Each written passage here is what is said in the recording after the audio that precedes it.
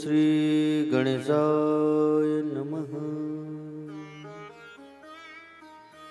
ओम श्री सरस्वत्यो नमः।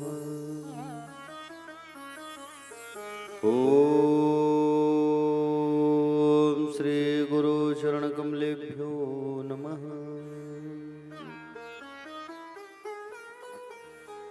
ओम श्री स्थान देवताभ्यो नमः।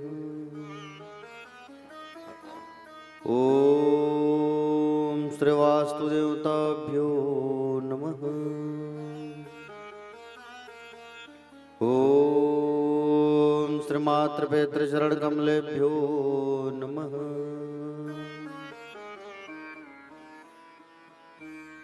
अज्ञानतिमिरान्धस्य ज्ञानाञ्जनशलाकया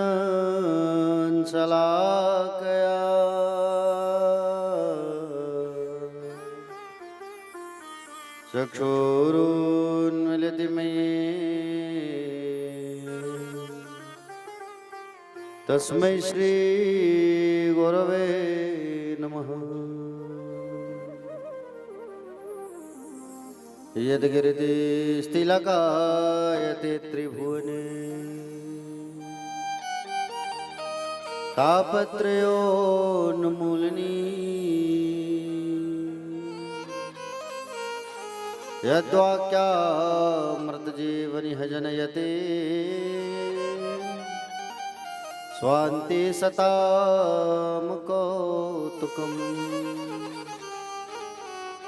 यद्रपादाब्जर्जप्रसादकणतः कैवल्यमापद्यते सोऽयं कोऽपि महेश्वरो विजयते श्रीपाणिपात्रो गुरवे नमः। नारायणं नमस्कृत्यं नरं चैव नरोत्तमं देवी सरस्वतीर्व्यासं ततो जयमुदीरयेत्। नमो भगवते तुभ्यं वासुदेवाय धीमहि प्रद्युम्नाय निरुद्धाय नमः संकर्षणाय च मरः पीडं नटवर वपुः कर्णयो कर्णिकारम् विप्रतवासा कनककपिशं वैजयन्तीं च मालाम् रन्ध्राणवेणोरधर सुधया पूरयन् गोपवन्दे वृन्दारण्यस्वपदरमणम् प्राविशद्गीतकीर्तिः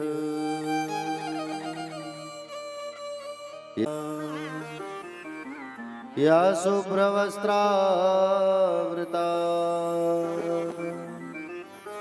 या वीणावरदण्डमण्डितकरा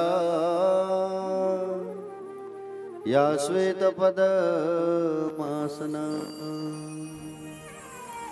या ब्रह्मा च्युतशङ्कर प्रभृतिवी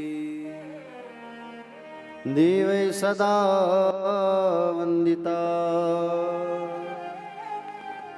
सा मा पातु सरस्वती भगवती निःशेषजाड्याम्पः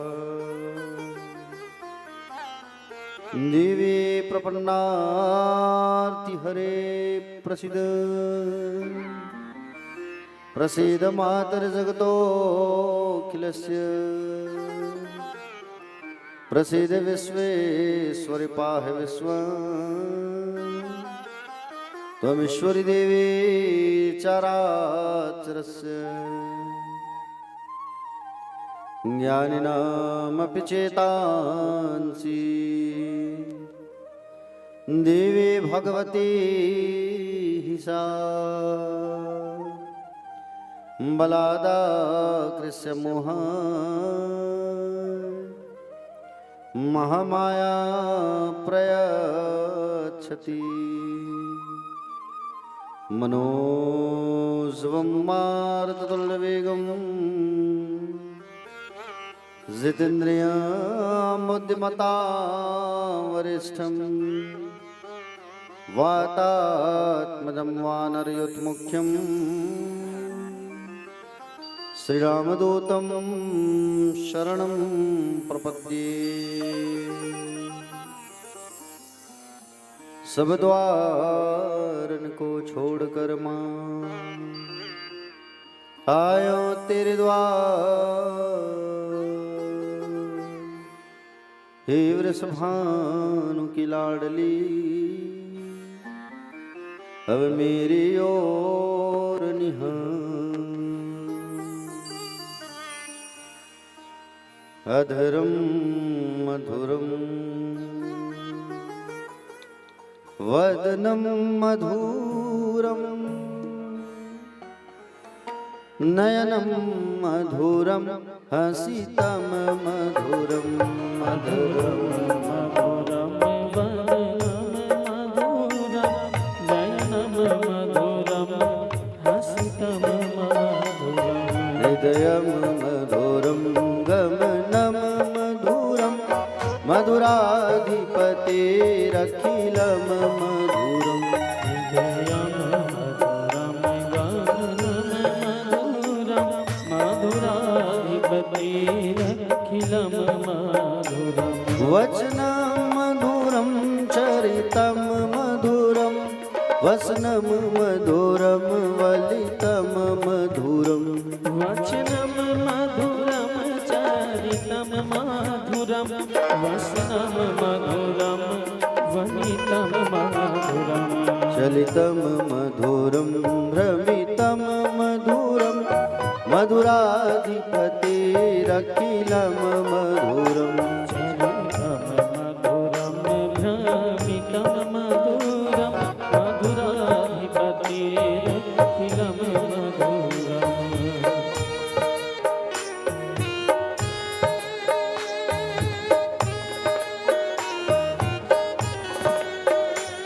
श्री राधे।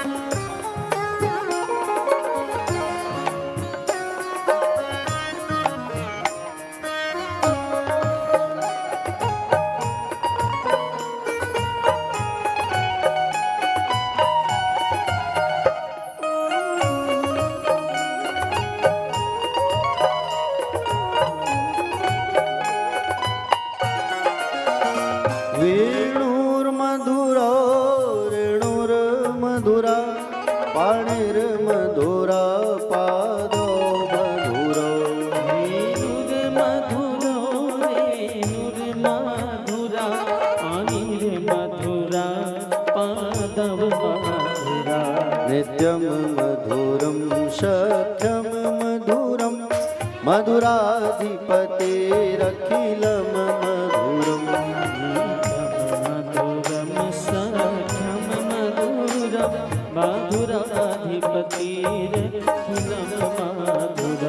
गीतं मधुरं पीतं मधुरं भोक्तं मधुरं सूक्तं मधुरम् गीतं मधुरं पीतं मधुरं भोक्तं मधुरं सूक्तं मधुरम् रूपं मधुरं तिलकं मधुरं मधुराधिपतेरखिलं मधुरम् मधुरं तिलकं मधुरं मधुराधिपतेरखिलं मधुरम्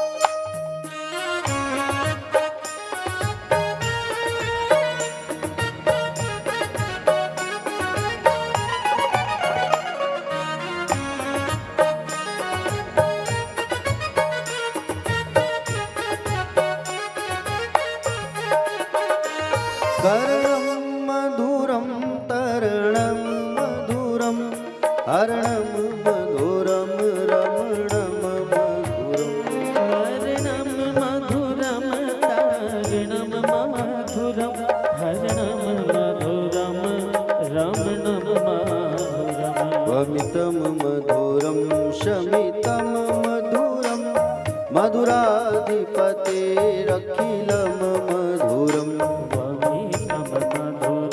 शमितं मधुरं मधुराधिपतेरखिलं मधुरम् गुञ्जा मधुरा माला मधुरा यमुना मधुरा वीची मधुरा गुञ्जा मधुरा माला मधुरा यमुना मधुरा वीची मधुरा सलिलं मधुरं कमलं मधुरं मधुराधिपतेरखिलं मधुरम् सलिलं मधुरं कमलं मधुरं मधुराधिपतेरखिलं मधुरम्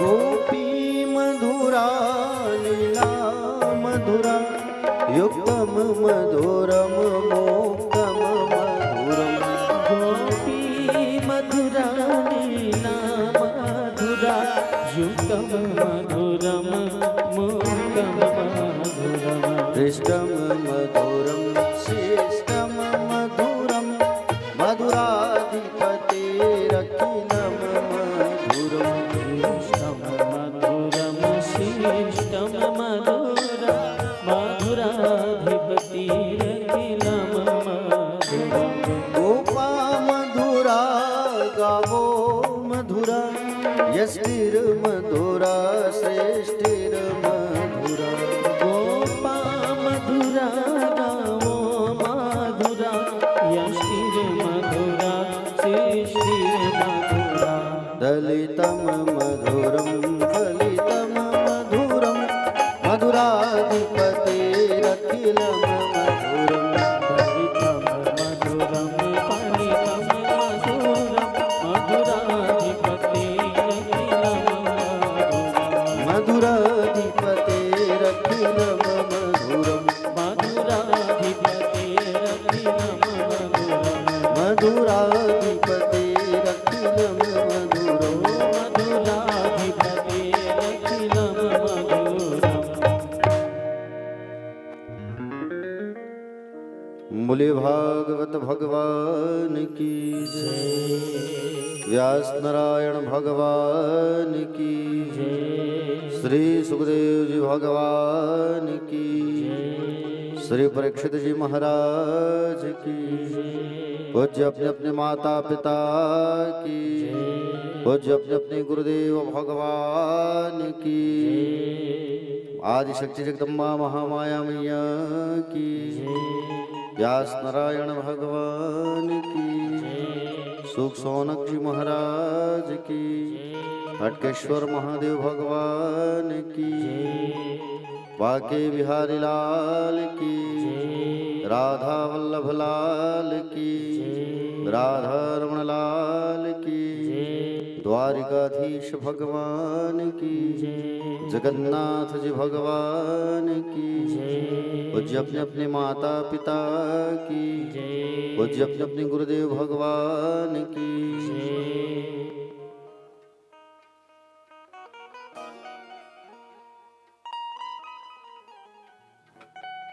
कथा पंडाल में विराजमान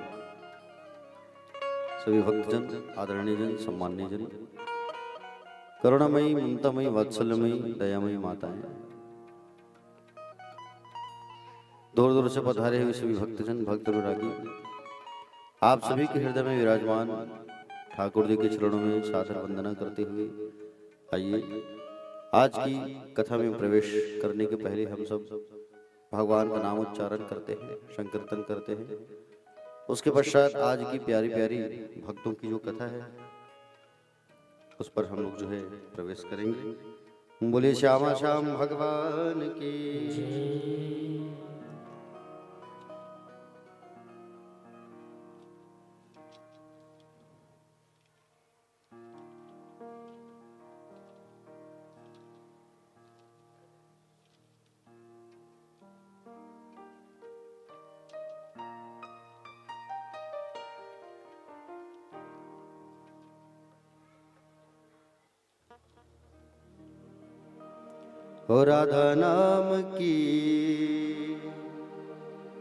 हो राधा नाम की लगाई फुलवारी कि पत्ता पत्ता श्याम बोलता।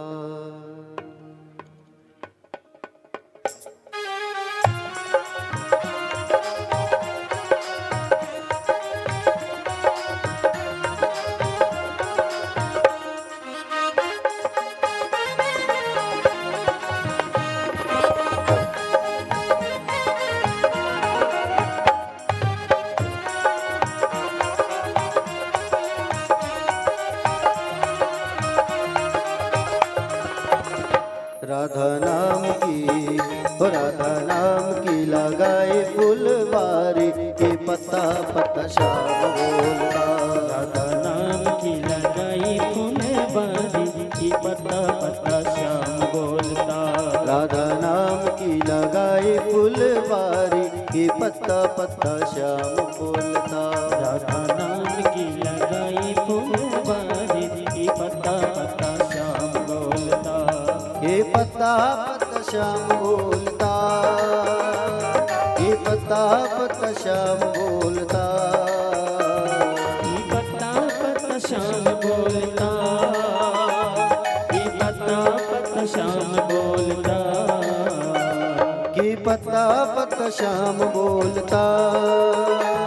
ये पत्ता पत्ता श्याम बोलता। ये पत्ता पत्ता श्याम बोलता। ये पत्ता पत्ता श्याम बोलता। राधा नाम की, राधा नाम की लगाए फुलवारी, ये पता पता श्याम बोलता। राधा नाम की लगाई फुलवारी, ये पता पता श्याम बोलता। जय हो।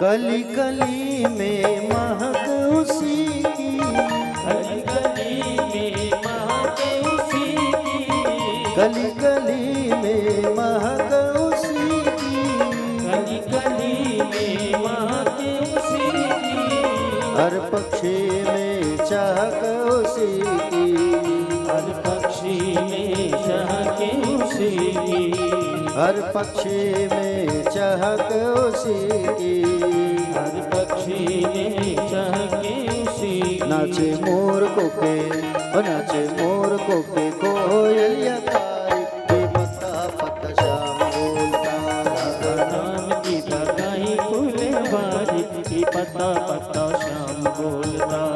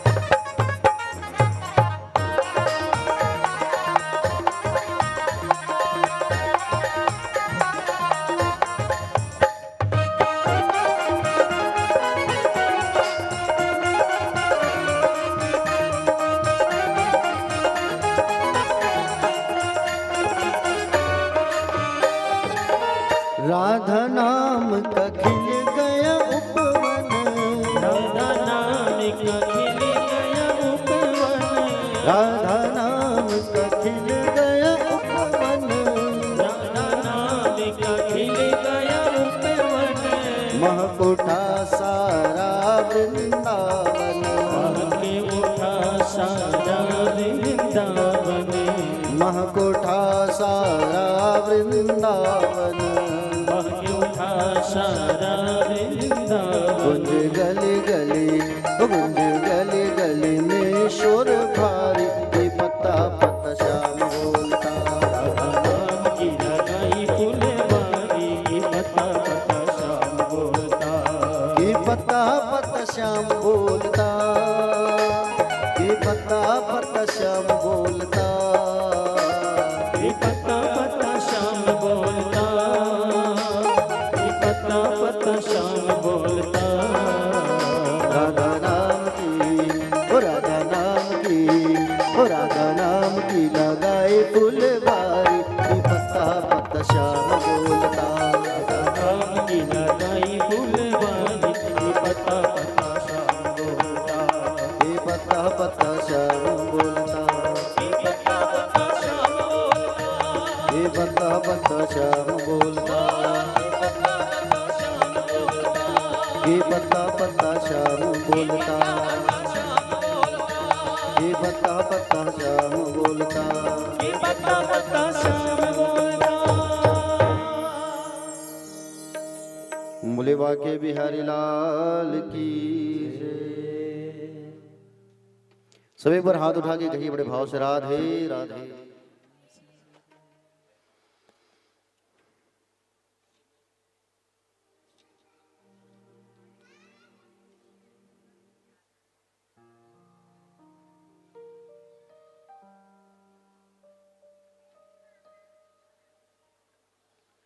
कल कहाँ पहुंचे थे कथा में? कल हम सब जो है मनु जी महाराज की बेटियों की कथा सुने थे। आज मनु जी महाराज की बेटों की कथा सुनेंगे। देखिए, दो बेटे थे उनके, प्रियव्रत और उत्तानपाद। पहले उत्तानपाद की चर्चा करेंगे, फिर प्रियव्रत की कथा सुनेंगे। उत्तानपाद महाराज की दो रानियां थी। एक का नाम था सुनीति और एक का नाम था सुरुचि। एक का नाम था सुनीति और एक का नाम था सुरुचि। महाराज पहले इनकी जो विवाह हुई थी उत्तानपाद की, वो सुनीति से हुई थी। उत्तानपाद का अर्थ होता है जिनका पैर समाज में ऊंचा होता है। एक अर्थ उत्तानपाद का ये भी होता है कि जो मां के गर्भ से उल्टा पैदा होता है। सुनीति से इनका विवाह हुआ था। सुनीति जो सुंदर नीति से जीवन यापन करे, अच्छी नीति से, छोटे से छोटा, बड़ा से बड़ा, सबका ख्याल करके, जो सबको संजो करके बटोर करके जो जीवन चलाए, उसे सुनीति कहा जाता है, अच्छी नीति से। महाराज एक बार जंगल गए हुए थे उत्तानपाद। वहां उन्होंने भीलों की कन्या को देखा, और भीलों की कन्या को जब देखा, नाम था सुरुचि, और भीलों की कन्या सुरुचि को जब देखा तो सुरुचि के ऊपर मन आ गया और उनसे जंगल में ही विवाह करके उनको घर ले आए।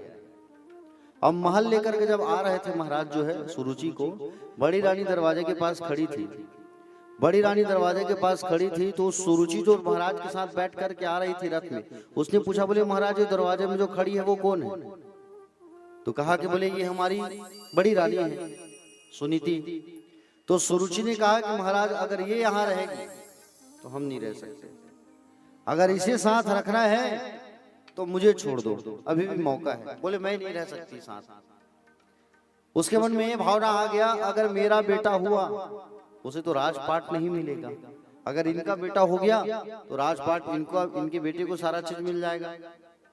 ये सोच करके विचार करके वो कहने लगे कि अभी मौका है महाराज, मुझे छोड़ दो, मैं नहीं जाना चाहता, रहना चाहती आपके साथ। इस बात को सुन लेती है सुनीति मैया जो दरवाजे में खड़ी थी। सुनीति मैया दरवाजे में खड़ी थी, इस बात को सुन लिया। बात को सुनने के बाद में सुनीति मैया ने कह दिया कि बोले मैं महाराज मैं ही चले जाती हूँ महल को छोड़ करके। और सुनीति मैया जो है महल को छोड़ करके चली गई। सुनीति मैया महल को छोड़ करके चली गई, और महल को छोड़ करके चली गई, और सुनीति मैया जो है प्यारे जाके आश्रम में रहने लगी, संतों के आश्रम में। और संतों के आश्रम में जाकर के रहने लगी। उस समय गर्भवती थी वो सुनीति मैया जो है। सुनीति मैया जो है गर्भवती थी। संतों की सेवा करने लगी, संतों की पूजा करने लगी, और संतों की सेवा करने लगी, संतों की पूजा करने लगी। परिणाम ये हुआ कि जो गर्भ में बच्चा था वो संस्कारवान बन गया। गर्भवती माताओं को बिल्कुल इस बात का ख्याल रखना चाहिए कि बोले प्रतिपल भगवान का नाम स्मरण करना चाहिए। दिन की शुरुआत भगवान के चरणामृत को लेकर के करना चाहिए, मीठा खा करके करना चाहिए। क्रोध करने से बचना चाहिए, समझ रहे हैं? क्रोध करने से बचना चाहिए और प्रतिपल भगवान का नाम लेते रहना चाहिए। मीठा खा करके दिन की शुरुआत करो, मीठा खाओ। और प्यारे भक्तजन, हो सके तो 12 अक्षर मंत्र का जाप करते रहना चाहिए। ये गर्भवती माताओं को करना चाहिए।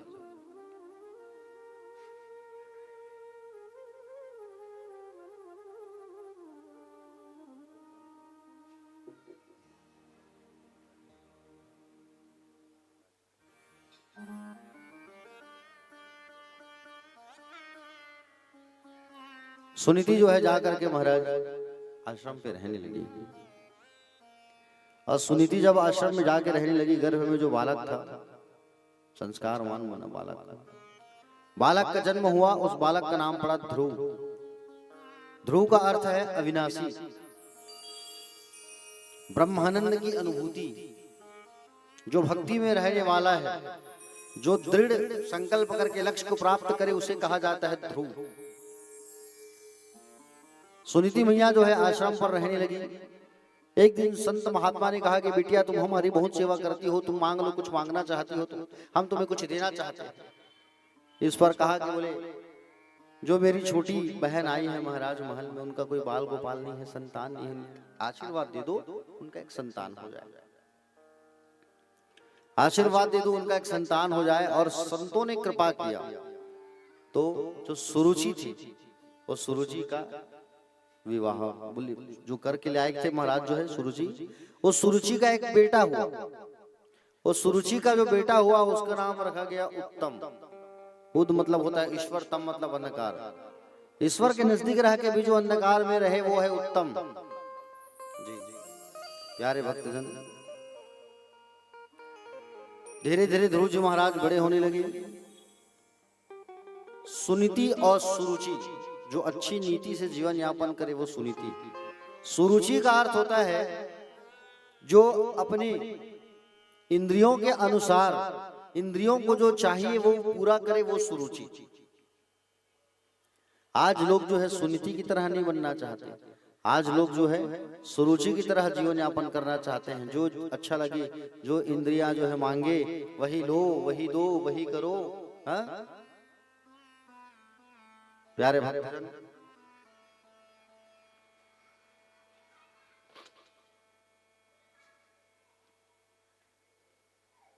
ध्रुव जी महाराज धीरे धीरे बड़े हुए और ध्रुव जी महाराज जैसे ही 5 वर्ष के हुए, उत्तम जो है 3 वर्ष का हुआ। और एक दिन खेलते कूदते ध्रुव जो है पिता के महल में पहुंच गया।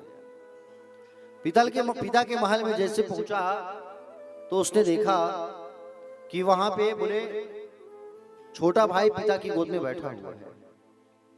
छोटा भाई पिता की गोद में बैठा है। जैसे ही पिता की गोद में बैठने के लिए ध्रुव जी महाराज ऊपर की ओर चढ़ने नहीं लगा तो मैया सुरुचि मैया ने, सौतेली मैया ने उनको रोक दिया। बोले पुत्र तुम रुक जाओ। बोले तुम नहीं जा सकते, तुम रुक जाओ, तुम नहीं चढ़ सकते, ऊपर नहीं बैठ सकते पिता की गोद में। बोले क्यों?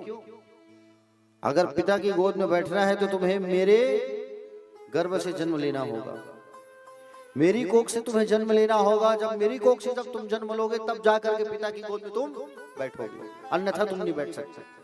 उसके मन में आ गया कहीं ये बैठ गया ध्रुव पिता की गोद में तो राज तिलक इसका हो जाएगा, ध्रुव का। अगर इस सिंहासन पर बैठना है तो तुम्हें जाके क्या करना होगा?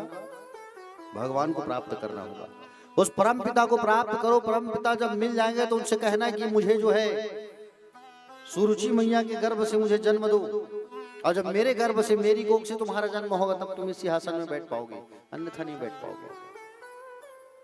चल जा, ऐसा करके धक्का मार दिया। 5 साल का था वो ध्रुव जो है। अब छोटा सा बच्चा रोते रोते आने लगा, आगे बढ़ने लगा। छोटा बच्चा जैसे ही रोते आगे बढ़ने लगा, प्यारे भक्तगण, जैसे ही रोते हुए जा रहा था माँ के पास, माँ के पास जब जा रहा था सुनीति मैया के पास, एक दासी जो है सारा हाल पहले ही बता दी है कि आपके बेटे का अपमान हुआ है मैया आज भरी सभा में। ध्रुव जी महाराज रोते रोते जा रहे हैं। माँ प्यारे, आज रोते ध्रुव जी महाराज अपनी माँ के पास जा रहे हैं। भरी सभा में उनका अपमान हुआ है, छोटे से बालक का, भरी सभा में। प्यारे, माँ के पास जैसे पहुंचा तो माँ ने गले से लगा लिया। माँ रो रही है और साथ में बच्चा भी रो रहा है। ध्रुव क्या हुआ बेटा, क्यों रो रहे हो तुम? क्यों रो रहे हो तुम? क्या कारण है बताओ। माँ, क्या मैं आपका बेटा कहलाने के लायक नहीं हूं? क्या मैंने आपके गर्भ से जन्म लेकर के कोई गलत काम कर दिया है माँ? जो आज मैं पिता की गोद में नहीं बैठ सका, पिता के आसन पे नहीं बैठ सका, आज मुझे भरी सभा से मुझे धक्का दे दिया गया। बोले क्यों नहीं बैठाया गया बेटा? छोटी माँ कहती है कि परम पिता को प्राप्त कर, और परम पिता अगर मिल जाए परम पिता अगर मिल जाए तो मेरी गर्भ से जन्म दे, पहले मेरी गर्भ से जन्म हो तब इस सिंहासन पर बैठ पाओगे, ऐसा मुझे कहा गया। माँ अगर मैं वास्तव में आपका पुत्र हूं तो बड़ा होकर के एक शब्दों का बदला लूंगा। सुनीति मैया ने मुंह को बंद कर दिया। पुत्र तुम मेरे बालक हो, ऐसी बात मत करो। माँ वन में जाने को कहती है, वो छोटी मैया वन में जाने के लिए कहती है, तो क्या मैं वन में जाऊं माँ? पुत्र तुम्हारी माँ ने जो कहा है ना, छोटी माँ ने, तुम वही करो। तुम्हारे साथ दो चीज गलत हुआ है पुत्र। पहले तुम्हें किसी देवता के यहाँ जन्म लेना था। दूसरा, तुम साधारण मनुष्य बनकर के आ गए, तुम्हें तो किसी देवी के गर्भ से जन्म लेना था। जाओ बेटा, जंगल जाओ और भगवान को प्राप्त करो। माँ तुम मुझे जंगल भेज रही हो? बोले हाँ बेटा, तुम जाओ, जंगल जाओ। वहां मुझे प्यार कौन करेगा माँ? मुझे कहाँ मिलेगा वो आपकी वो ममता? मैं कहाँ कहाँ खोजूंगा माँ के प्यार को? बोले जंगल में मैं जाऊंगा, बड़े बड़े जानवर मुझे खा जाएंगे। ध्रुव कहने लगा माँ से। ध्रुव जी की आंखों में आंसू है, माँ के दिल में भी बड़ा पत्थर रख कर के आज माँ अपने बच्चे को जंगल भेज रही है, छोटा सा बच्चा। माँ मुझे भगवान कहाँ मिलेंगे? बोले बेटा तुम्हें भगवान जरूर मिलेंगे, वो परम पिता है। अरे संसार के पिता को प्राप्त करना तो दूर, उस परम पिता को प्राप्त कर जो संसार के पिता है, जो जगत पिता है। क्या वो रहते हैं माँ संसार में? बोले बेटा जिस प्रकार फूलों की खुशबू दिखाई नहीं देती, उसी प्रकार भगवान कण कण में रहते हैं, दिखाई नहीं देते। जा बेटा। ध्रुव जी महाराज की आंखों में आंसू है, माँ को प्रणाम किया और माँ को प्रणाम करके रोते रोते, माँ को याद करते हुए, माँ से एक पल दूर नहीं हुआ था वो अपनी सुनीति मैया से। माँ को याद करते करते जंगल की ओर जाने लगा प्यारे। हाँ?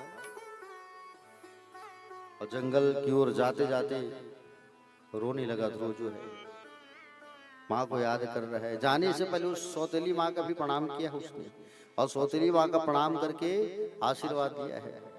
सौतेली माँ ने कहा, क्या कहा सौतेली माँ ने? 2 मिनट के उसका मन पिघल गया, 2 मिनट के मन पिघल गया और कहा कि बोले इतना मैंने डांट लगाया, फिर भी तुम जो है मेरे पास प्रणाम करने आ गए हो तुम। थोड़ी देर बाद जैसे ध्रुव आगे बढ़ा तो वो माँ जो है प्यारे, फिर उसका मन वैसे हो गया सुरुचि का जैसे था पहले, उसका भाव दुष्टता। रोते रोते जाने लगा। ध्रुव जी महाराज जंगल की ओर जाने लगे प्यारे। कहाँ गए ममता भरे दिन, कैसे कोई जिए माँ तेरे बिन। ओ माँ तुझे ढूंढूं मैं कहाँ, माँ के बिना सुन है जहाँ। कौन भला दुनिया में माँ की जगह ले सका। कोई कह दे क्या होती है माँ, आखिर माँ होती है माँ।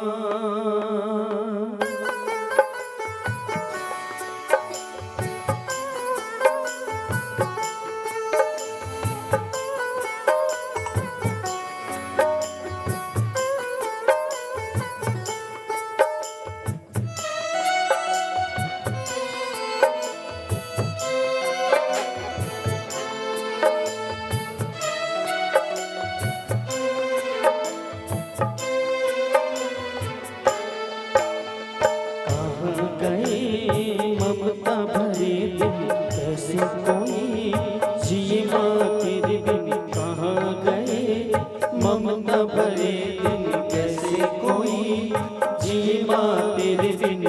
ओ माँ तुझे ढूंढूं मैं कहाँ, ओ माँ के बिना सुना है जहाँ। कौन भला दुनिया में माँ की जगह ले सका, कोई कह दे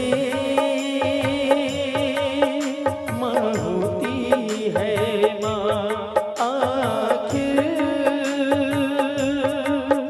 कहाँ होती है माँ। कहाँ गए ममता भरे दिन कैसे कोई जी माँ तेरे बिन। कहाँ गए ममता भरे दिन कैसे कोई जी माँ तेरे बिन। ओ माँ तुझे ढूंढूं मैं कहाँ, ओ माँ के बिना सुन है जहाँ।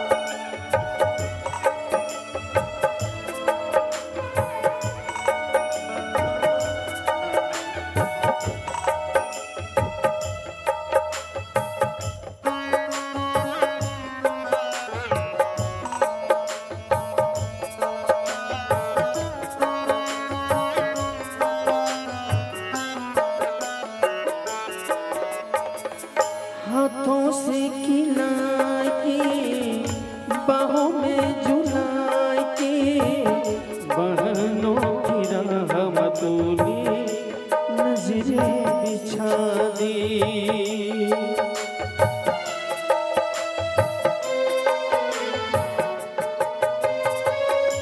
लोरियां सुनाए के हमको सुलाए के अपना न सोचा हम पे नींद भी लुटाई। माँ की परछाई हाँ है मेरा भाई, प्रभु की परछाई हाँ है मेरा भाई। कौन भला दुनिया में माँ की जगह ले सका, कोई कह दे क्या होती है माँ आखिर माँ होती है माँ।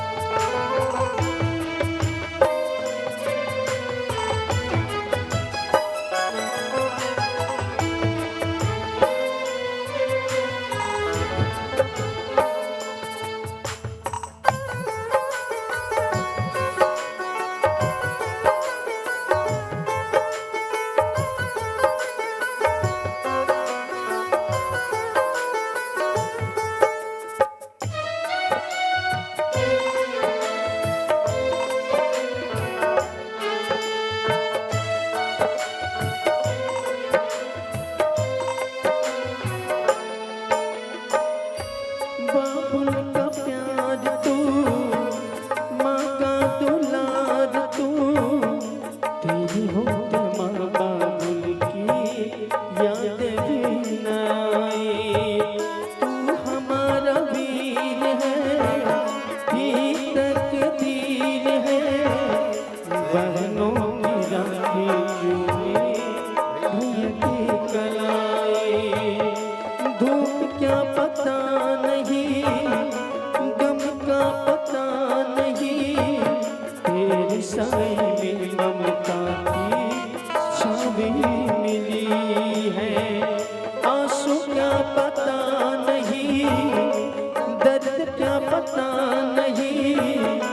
मेरे आंगना में कलियां फूल सी खिली, प्रभु की परछाई है मेरा भाई, प्रभु की परिमा कोई कह दे क्या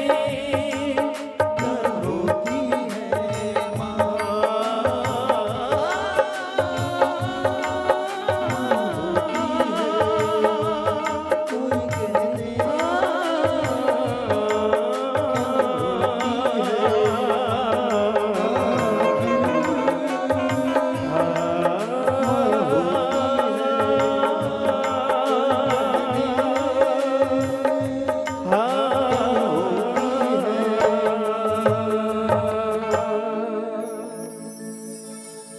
कोई कहते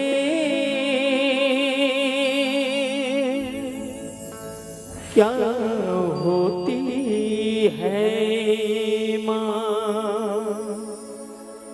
आखिर माँ होती है माँ। कौन भला दुनिया में माँ के जगह ले सका, आखिर माँ होती है माँ। बोलो अपने अपने माता पिता की जय।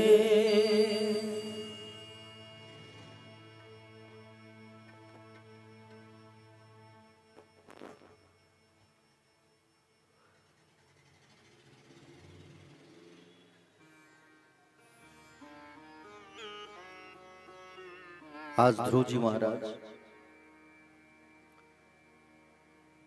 रोते रोते वन की ओर जाने लगे प्यारे, जंगल की ओर। जंगल की ओर जैसे जाने लगे, माँ भेज तो दी है बच्चे को, लेकिन आंखों में आंसू है प्यारे। छोटा सा मेरा बच्चा है और छोटा सा मेरा बच्चा जंगल में जा रहा है, भगवान उनकी रक्षा करना। रोते रोते बच्चे को विदा की है, रोते रोते बच्चे को विदा की है। ध्रुव जी महाराज जंगल गए। अब जंगल में कहां जाना है ये तो उनको पता नहीं है ध्रुव जी महाराज को। बढ़ने लगे आगे। ध्रुव जी महाराज की अटल निष्ठा, अटल विश्वास, गोविंद की प्राप्ति का वो ध्येय, वो लक्ष्य, उनके अंदर वो प्रतिभा,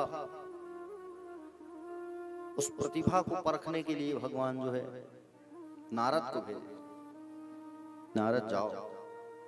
जो जीव ईश्वर की ओर जब आगे बढ़ता है ना, तो ईश्वर भी उनकी परीक्षा लेता है कि मेरे लायक है कि नहीं, मेरे प्रति समर्पित है कि नहीं। प्यारे नारद जी आए।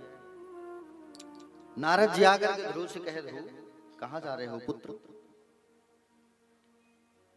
बोले ईश्वर को प्राप्त करने जा रहा हूं मैं, भगवान को प्राप्त करने जा रहा हूं। बोले अच्छा। अरे तुम तो बड़े छोटे हो और अभी तुम्हारी खेलने कूदने की उम्र है, जाओ वापस, यहां बड़े बड़े शेर रहते हैं, खा जाएंगे।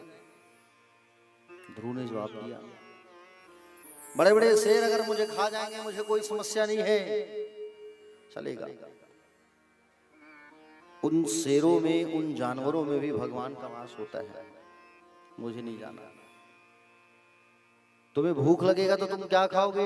यहां तुम्हें भोजन करा के तुम्हारी मैया थोड़ी आएगी। भोजन कराने तुम्हारी मैया नहीं आएगी, तुम्हें तब क्या करोगे तुम? ध्रुव जी ने कहा, जब खाने को नहीं मालूम था तो भगवान दूध का प्रबंध कर दिए। जब छोटे बच्चे थे, जब दांत नहीं था तो दूध का प्रबंध व्यवस्था कर दिए। अब दांत जब दिए हैं खाने के लिए तो खाने का प्रबंध भी ऊपर वाला ही करेगा। मुझे केवल उस परम पिता को प्राप्त करना है, नारायण को। ध्रुव की अटल तपस्या को देख करके, साधना को देख करके नारद जी का मन द्रवित हो गया और नारद जी का मन पिघल गया। नारद जी महाराज जो है कहे कि बोले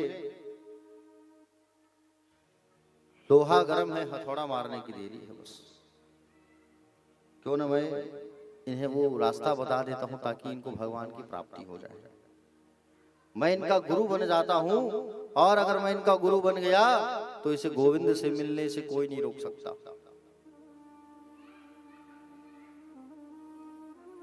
गुरु बिन भवनिधि तरई न कोई, जो विरंच शंकर सम होई। गुरु के बिना किसी का कल्याण नहीं हो सकता प्यारे। गुरु है तभी जीवन शुरू है। नारद जी ने उन्हें 12 अक्षरी मंत्र दिया, ओम नमो भगवते वासुदेवाय, और 12 अक्षर मंत्र दिया, ओम नमो भगवते वासुदेवाय। उस मंत्र को कहा कि बोले तुम इस मंत्र को जपो, तुम्हें भगवान जरूर मिलेंगे, अवश्य मिलेंगे तुम्हें भगवान। प्यारे भक्तजन, बेटा तुम चले जाओ मधुवन, और मधुवन में जाकर के भगवान की भक्ति करो, जरूर तुम्हें भगवान मिलेंगे। मधुवन बोले तो मथुरा, और वहां पर यमुना किनारे जाकर के अखंड साधना करो, इस मंत्र का जाप करो, भगवान जरूर मिलेंगे तुम्हें। ध्रुव जी महाराज नारद जी को प्रणाम करके चले गए, क्योंकि भगवान कहीं मिले या ना मिले, दो ऐसे स्थान हैं जहां भगवान का सदैव वास रहता है, एक गिरिराज और दूसरा यमुना। यमुना किनारे आ गए ध्रुव जी महाराज और अखंड साधना करने लगे, तपस्या करने लगे। ध्रुव जी महाराज अखंड तपस्या करने लगे। तपस्या कैसी की? बोले 1 महीना तक 3-3 दिन का उपवास किए। जैसे 1 महीना होता है ना, 1 महीना में 30 दिन होता है, तो 3-3 दिन का व्रत किए हैं। आज कल परसों, आज कल परसों, ऐसा 3-3 दिन का। तीसरे दिन खाते थे। ऐसा 3-3 दिन का व्रत इन्होंने किया 1 माह तक। दूसरा महीना जब आया तो 6-6 दिन का व्रत किया है। तीसरा महीना आया तो 9-9 दिन का। चौथा महीना आया तो 12-12 दिन का। फल फूल खाते थे, यमुना का पानी पीते थे। पहला महीना जब आया तो बोले पहले महीने में फल खाते थे, यमुना का जल लेते थे, और पहले महीने में उन्होंने फल को खाया, दूसरे महीने में फल खाना छोड़ दिया, तीसरे महीने में फल फूल पत्ते सब छोड़ दिया, चौथे महीने में पानी पीना छोड़ दिया, 5वें महीने में वायु को ग्रहण कर लिया, पूरा वायु छोड़ दी, 6वें महीने में पूरे ब्रह्मांड के वायु को अपने अंदर कर लिए। ब्रह्मांड में वायु ही नहीं रहा और सब वायु के लिए तरसने लगे, हवा के लिए तरसने लगे सब। क्या किया जाए, क्या किया जाए? ऐसी साधना लगाए परमात्मा में ध्रुव जी महाराज कि भगवान को विवश हो गया अपने भक्त को दर्शन देने के लिए, आने के लिए। ब्रह्मांड में हवा ही नहीं बचा, मर जाएंगे सब लोग। तो भगवान जो है प्यारे भक्तजन ध्रुव को दर्शन देने के लिए आने के लिए तैयार हो गए। जैसे एक बार की बात है, पंढरपुर में विट्ठलनाथ जी महाराज विराजमान है। पंढरपुर में विट्ठलनाथ जी महाराज हैं। विट्ठलनाथ जी भगवान जो है उनके दर्शन के लिए हजारों भक्त आते जाते हैं पंढरपुर में विट्ठलनाथ जी की। एक बार रुक्मिणी मैया कहती है, स्वामी आपके दर्शन के लिए इतने भक्त आते हैं लेकिन आप सिर गड़ा के बैठे रहते हो, दर्शन देते नहीं हो। कहा लोग मुझे देखने थोड़ी आए, जो भाव से मुझे देखने आए, भाव से मुझे मिलने आए, मुझे जरूर देखूं। एक बार भगवान उदास बैठे थे पंढरपुर के विट्ठलनाथ जी महाराज, और भगवान विट्ठलनाथ उदास बैठे थे। रुक्मिणी मैया ने कहा आज उदास बैठे हो, क्या बात है? तब विट्ठलनाथ जी ने कहा मेरा भक्त मुझसे मिलने नहीं आ रहा है ना, इसलिए मैं उदास हूं। कौन? तुकाराम। बहुत बड़े भक्त थे विट्ठलनाथ जी के, तुकाराम जी महाराज। विट्ठलनाथ जी कहे कि बोले मेरा भक्त तुकाराम नहीं आ रहा है इसलिए मैं उदास हूं। तुकाराम रोज जाते थे विट्ठलनाथ जी की सेवा करते थे, पूजा करते थे। विठ्ठल विठ्ठल कह करके खूब कीर्तन किया करते थे। आज तुकाराम जी का खूब तबीयत खराब है, जोरों से तबीयत खराब है, बिस्तर पर सोए हैं वो। तुकाराम जी कहे कि आज ठाकुर जी विठ्ठल मैं नहीं आ सकता, आप ही मुझे दर्शन देने आ जाते। विठ्ठलनाथ जी कहे कि बोले मेरा भक्त तो बिस्तर में सोए है, आज मुझे ही जाना पड़ेगा। तो पंढरपुर के विठ्ठलनाथ जी महाराज खुद ही चल करके आए और तुकाराम को दर्शन दिए हैं। ठीक उसी प्रकार ध्रुव जी को दर्शन देने के लिए भगवान नारायण बैकुंठ से पधारे और ध्रुव के सामने खड़े हो गए। ध्रुव के सामने खड़े हुए, अंदर जो ज्योतिर्मय उजाला था उसे भगवान ने हटा दिया। ध्रुव की आंख खुल गई और ध्रुव की आंख खोली। जैसे ध्रुव की आंख खुली तो ध्रुव भगवान का दर्शन कर रहा है, भगवान का सुंदर दर्शन कर रहा है। ध्रुव जो है क्या देख रहा है कि बोले भगवान चतुर्भुजी नारायण खड़े हुए हैं। यहाँ ये स्तुति कैसे करना है ये तो मुझे पता नहीं, माँ ने तो बताया नहीं है स्तुति कैसे करना है। वो उनको देख रहे हैं, वो उनको देख रहे हैं, एक दूसरे को देख रहे हैं। भगवान हंसे तो ध्रुव जी हंसे, अब वो जोर से हंसे तो वो भी जोर से हंसे, दोनों एक दूसरे को देख के हंस रहे हैं। पूजा कैसे करना है ये पता नहीं है, माँ ने तो बताया नहीं है ना, मंत्र क्या पढ़े। भगवान ने अपने शंख को उसके गाल में स्पर्श कर दिया। भगवान श्रीमन नारायण ने क्या किया, शंख को ध्रुव के गाल में स्पर्श किया और जैसे ध्रुव के गाल में स्पर्श किया तो ध्रुव जो है बोलना चालू कर दिया, भगवान की स्तुति गाना चालू कर दिया। ध्रुव जी महाराज जो है बड़ी प्यारी स्तुति गाने लगे। अरे जिस दिन भगवान की कृपा होती है लंगड़ा भी दौड़ना चालू कर देता है, गूंगा भी सुनना बोलना चालू कर देता है, बहरा सुनना चालू कर देता है। मुकम करोति वाचालम पंगुलंग यते गिरिम यत कृपातः वंदे परमानंद माधवम। जिस दिन भगवान की कृपा हो जाती है तो गूंगा भी बोलना चालू कर देता है, लंगड़ा भी दौड़ना चालू कर देता है, जिस दिन उनकी कृपा हो जाती है। ध्रुव ने स्तुति गाया ओ योन्ता प्रविश्मम वाचमीमां प्रसुप्ताम संजीवयत्यखिल शक्ति धरा सुधामनान्यांश हस्त शरण श्रवणत्वगादिन प्रणम्नो भगवते पुरुषाय तुभ्यम। हे प्रभु आज मेरी सोई हुई वाणी को आपने जगा दिया, आज मैं धन्य हो गया प्रभु आपके दर्शन से। आज आपने मुझे दर्शन दे दिया। जो जीव की जो वाणी है ना, जीव कौन है, हम सब जीव हैं और हमारी वाणी सोई हुई रहती है। आप कृपा करें तो उसकी वाणी जग जाती है और आपके बिना हम आपको, आपकी कृपा के बिना आपको हम कैसे जान सकते हैं। और बिना जाने आपके चरणों में प्रेम हो नहीं सकती प्रभु। आज आपने कृपा किया, मुझे दर्शन दिया। परमात्मा को जानने वाला परमात्मा मैं हो जाता है। आज ध्रुव जी ने दर्शन किया भगवान का, बड़ा सुंदर दर्शन। आहा, ध्रुव जी कहते हैं बोले प्रभु आज मैं धन्य हो गया, आज मैं कितना बड़ा भाग्यवान हूं कि आप मुझे दर्शन देने चले आए। भगवान बोले कहो ध्रुव क्या मांगना है, क्या चाहिए। प्रभु आपके चरणों में प्रेम हो जाए बस, और कुछ नहीं चाहिए। आपके चरणों में प्रेम हो जाए, मन मेरा आप में लगे बस, और कुछ नहीं चाहिए मुझे। नहीं बेटा, प्रभु ने देखा, क्या देखा कि ध्रुव भक्ति मांग रहा है। लेकिन जंगल में तपस्या करने का मूल उद्देश्य तो कुछ और था। बेटा मैं तुम्हें आशीर्वाद देता हूं कि तुम राजगद्दी पर बैठोगे। 1 साल 2 साल नहीं, 36,000 साल तक तुम राज्य करोगे। 36,000 साल तक। भगवान का दर्शन करके ध्रुव जी वापस आए। नारद जी आकर के उनके माता पिता को बताए आपका जो बेटा है वो भगवान का दर्शन करके आ रहा है, जाओ स्वागत करके लाओ उनको। तो दौड़ करके स्वागत करके लाने के लिए गए उनको ध्रुव जी महाराज। और ध्रुव जी महाराज को दौड़ के जाकर के स्वागत करके लेके आए। प्यारे भक्तजन, ध्रुव जी महाराज जो है सुंदर आए, पिता वही सौतेली माँ जो दौड़ गया स्वागत कर रही है, वही सौतेली माँ जो जंगल में भेजी थी भगवान को प्राप्त करने के लिए, आज दौड़ के स्वागत करने लगी। और जैसे ही भगवान का भक्त जैसे आया कालांतर में राज्य के लिए उनको राजा बनाया गया। ध्रुव जी महाराज को 36,000 साल तक राज्य किए हैं। कितने हजार साल?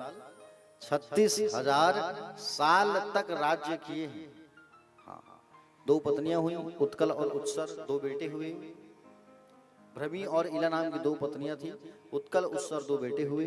इनके जो छोटे भाई थे उत्तम, वो जंगल गए हुए थे और जंगल में आदिवासी राजाओं ने उनको मार डाला। ध्रुव जी महाराज भी चले गए हमला करने मारने के लिए। तो ब्रह्मा जी आके समझाए, तुम भगवान के भक्त हो, तुम शस्त्र मत उठाओ।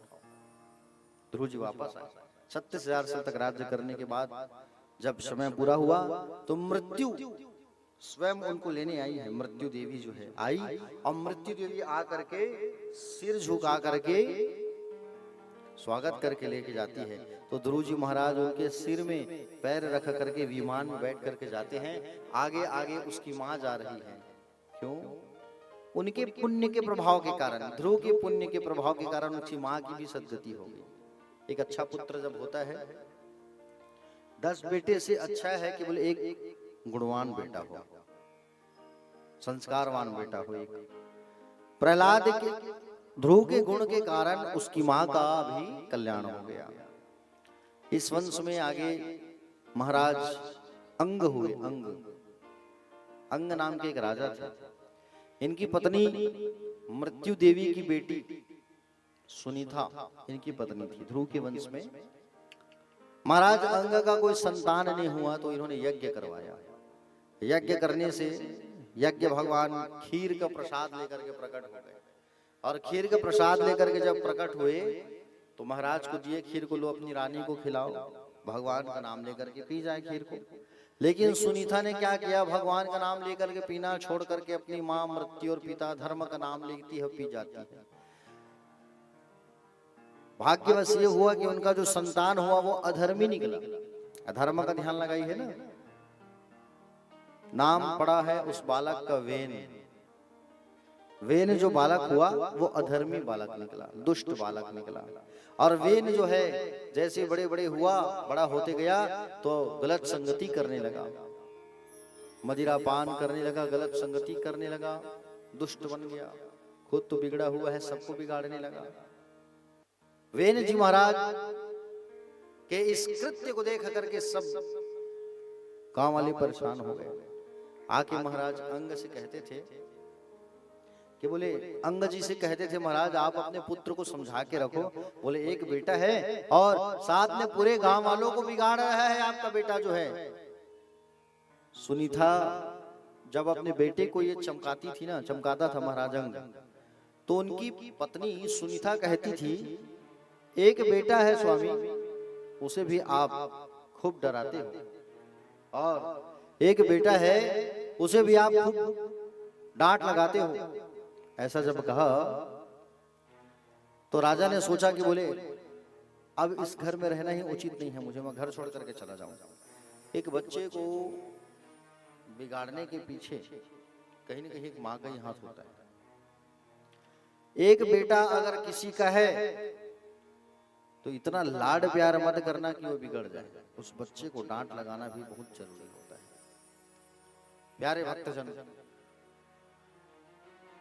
महाराज अंग जो है घर छोड़ करके चले गए, और महाराज अंग जो है घर छोड़ करके चले गए। वेन को ही राजा बनाया गया। अब कोई राजा नहीं तो वेन को राजा बनाया गया, और वेन को जब राजा बनाया गया तो वेन का जो पाप है खूब बढ़ गया। यज्ञ होना बंद करवा दिया, पूजा पाठ होना बंद करवा दिया, खुद के नाम का जयकारा लगवाने लगा, ये तो खुद के नाम का जय घोष करवाने लगा, यज्ञ होना बंद हो गया। बताओ ऐसी दुर्दशा। सप्त ऋषि आए और सप्त ऋषि आकर के कहे, बोले महाराज वेन आप यज्ञ को बंद मत करवाओ, ये अच्छी बात नहीं है। आप यज्ञ बंद करवा दी हो, पूजा पाठ बंद करवा दी हो, अच्छी बात नहीं है। वेन ने कहा बोले मैं महाराजा हूं तो आज्ञा किसकी मानोगे तुम? बोले आपकी। तो मेरी आज्ञा मानो, तुम भी मेरी पूजा करो, मेरे नाम की आहुति डालो। वेन आए स्वाहा, मैं वेन हूं तो मेरे नाम की पूजा करो। सप्त ऋषियों ने सोचा कि बोले ऐसा नहीं मानेगा। सप्त ऋषियों ने कमंडल निकाल करके उनको मृत्यु का श्राप दे दिया। तत्काल उसकी मृत्यु हो गई महाराज वेन की। और वेन की जब मृत्यु हुई तो संतों ने सोचा ये ध्रुव का वंशज है, कुछ तो इसके अंदर अच्छाई होगा थोड़ा बहुत।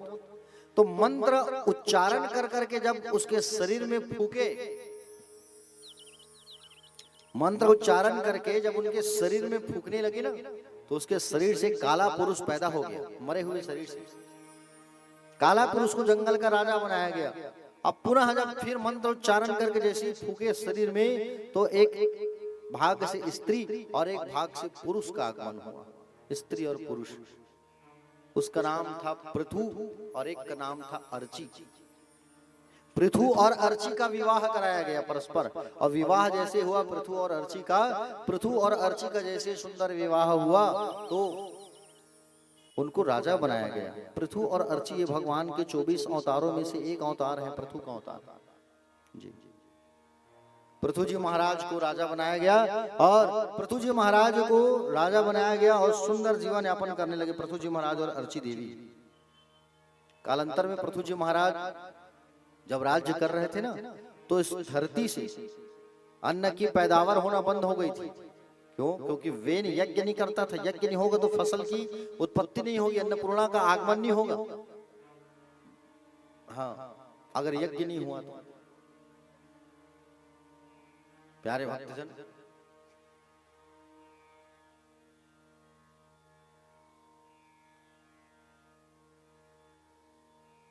और आज जो है पूर्णिमा है ना, पूर्णिमा से याद आया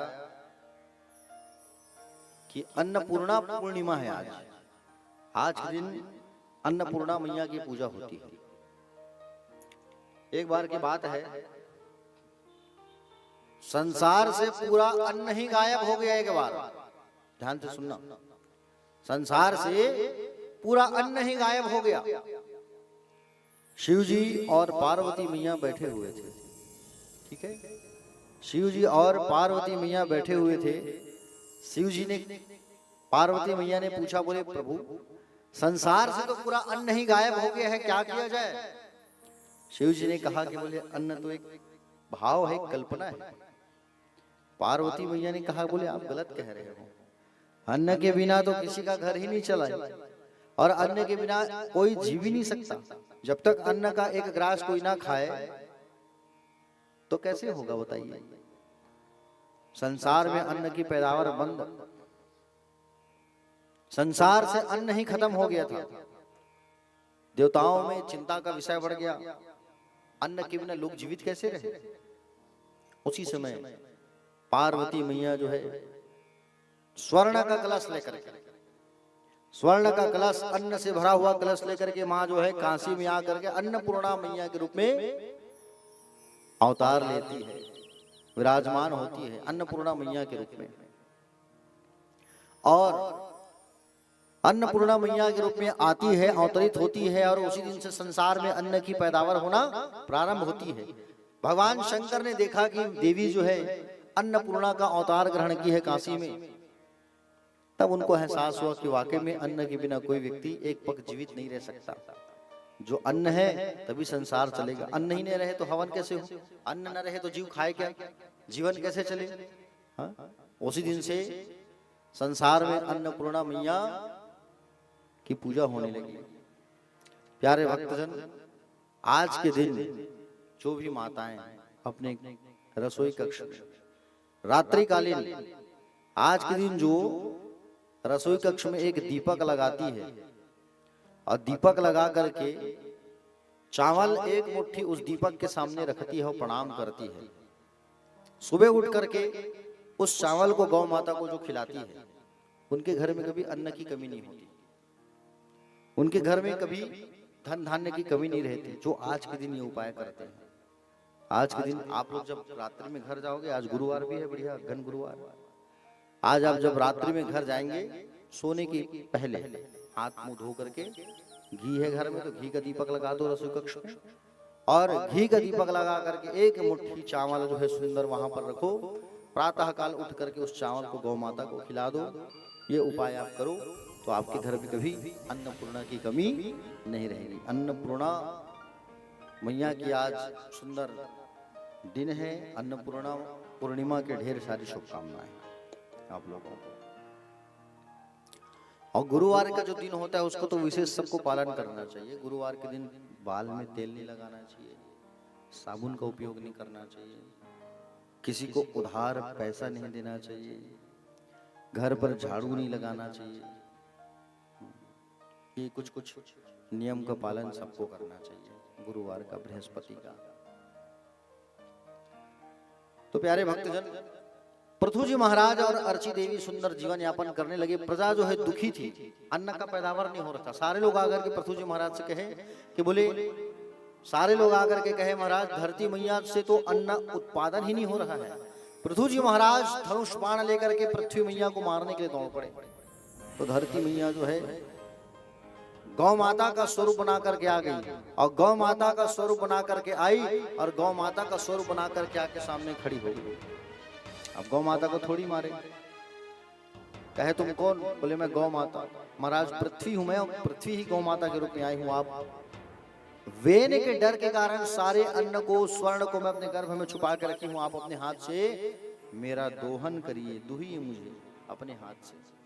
और अपने हाथ से मुझे दुहिए जब कहा, तब महाराज अपने हाथ से जैसी गौ माता को दुहे तो अन्न निकलना चालू हुआ और प्रजा में उसको बांट दिए।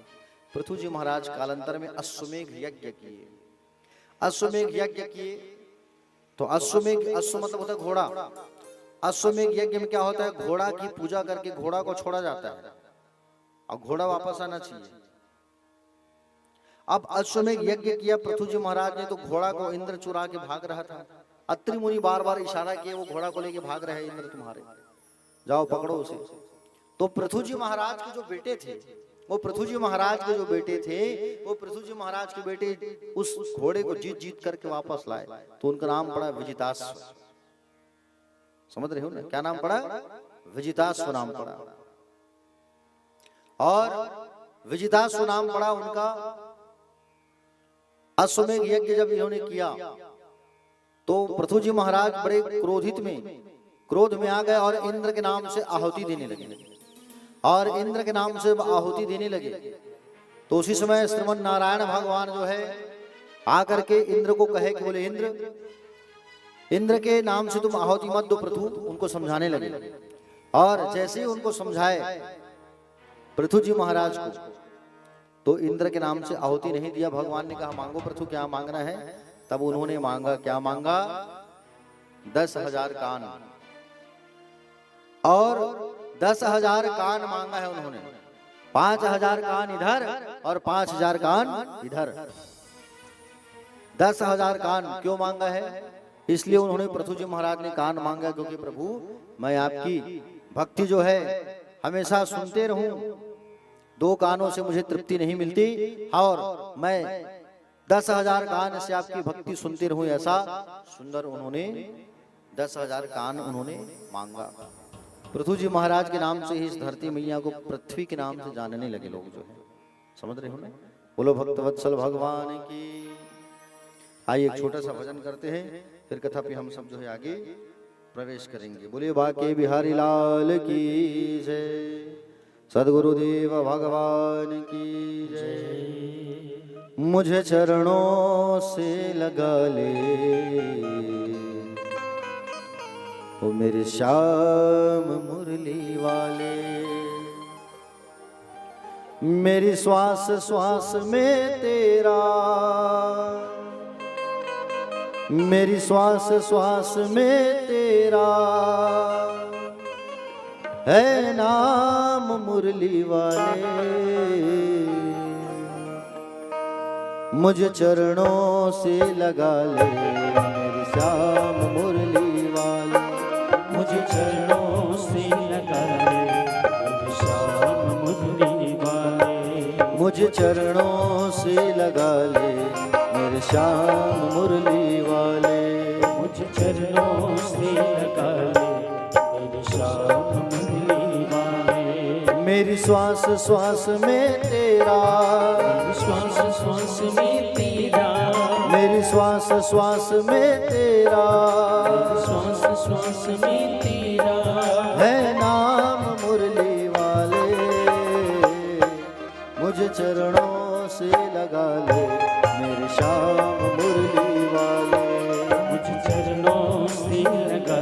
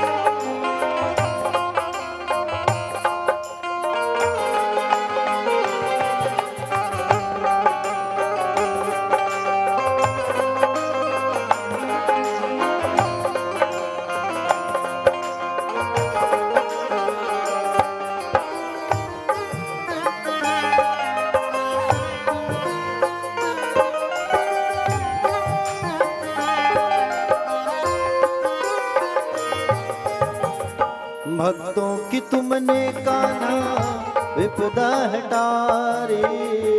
भक्तों की तुमने कान्हा विपदा हटारी। मेरी भी बाह थामो आके बिहारी। मेरी भी बाह थामो आके बिहारी।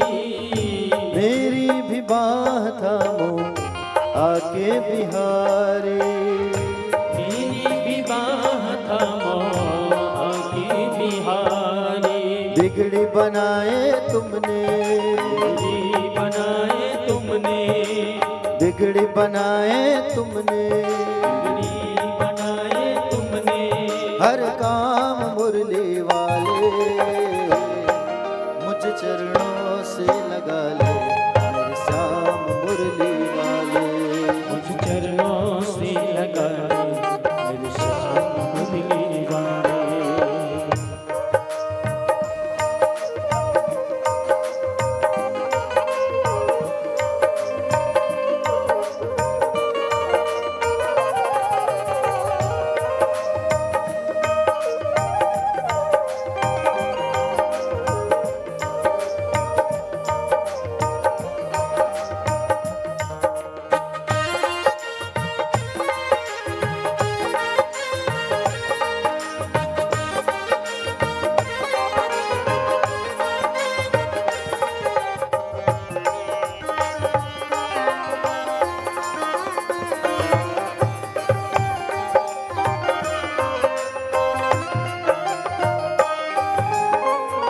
पतझड़ है मेरा जीवन बन के बाहर आजा।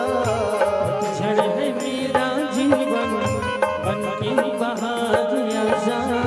सुन ले पुकार का ना बस एक बार आजा।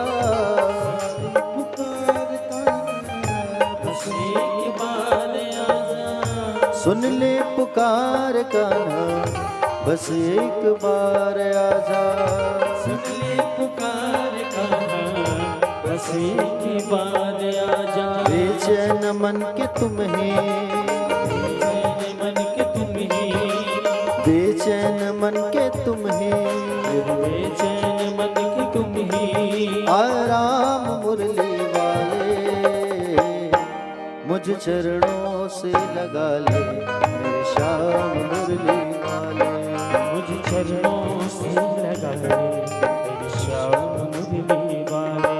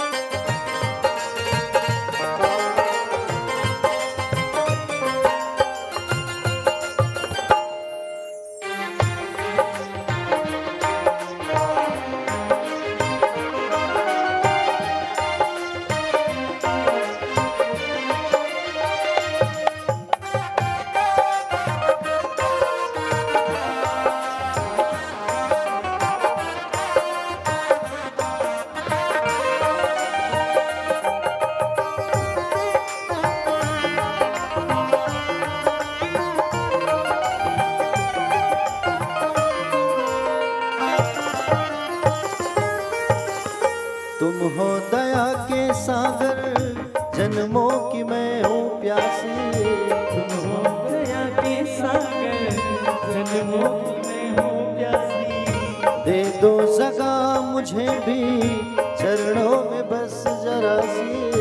दे दो जगह मुझे भी चरणों में बस जरा दे दो जगह मुझे भी चरणों में बस जरा सी, दे दो जगह मुझे भी चरणों में बस जरा सी। सुबह तुम ही हो तुम ही, सुबह तुम ही हो तुम ही, सुबह तुम ही हो तुम ही, सुबह तुम ही हो तुम ही। मेरे श्याम मुरली वाले मुझे चरणों से लगा ले, मेरे श्याम मुरली वाले मुझे चरणों से लगा ले, मेरे श्याम मुरली वाले।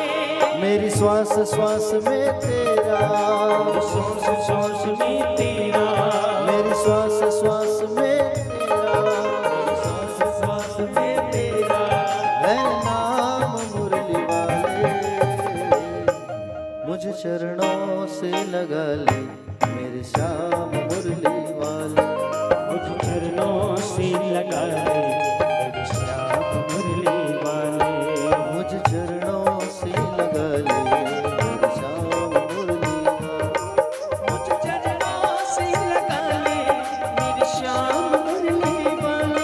मुझे चरणों से लगा ले, मेरे श्याम मुरली वाले मुझे चरणों से लगा ले, मेरे श्याम मुरली वाले। मेरे श्याम बंसी वाले, मेरे श्याम मुरली वाले, मेरे श्याम मुरली वाले मेरे श्याम मुरली वाले। मेरी श्वास श्वास में तेरा, ओ मेरी श्वास श्वास में तेरा है नाम मुरली वाले, ओ मुझे चरणों से लगा ले, ओ मेरे श्याम मुरली वाले, मुरली मुरली वाले की, बोल बंसी वाले की।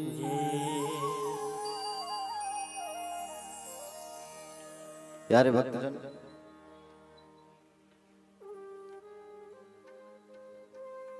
पंचम स्कंद में प्रवेश करते हैं हम लोग।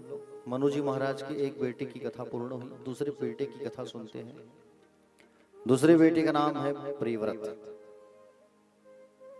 प्रियव्रत का अर्थ क्या होता है? जिनको व्रत प्रिय लगे वो होता है प्रियव्रत। व्रत आप लोग करते हैं? कौन कौन सा व्रत रखते हैं आप लोग?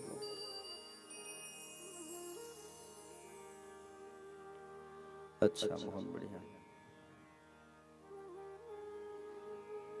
व्रत रखा करो, कम से कम महीना में 2 बार, उससे शरीर अच्छा रहता है। कुछ ना रहे तो एकादशी ही रख लिया करो। तीजा का उपवास रहते हो आप लोग? तीजा का कैसे रहते हो? निर्जला। एक दिन पहले क्या करते हो? कड़ू भात खाते हो। कितने बजे तक खाते हो? 10 बजे 11 बजे तक।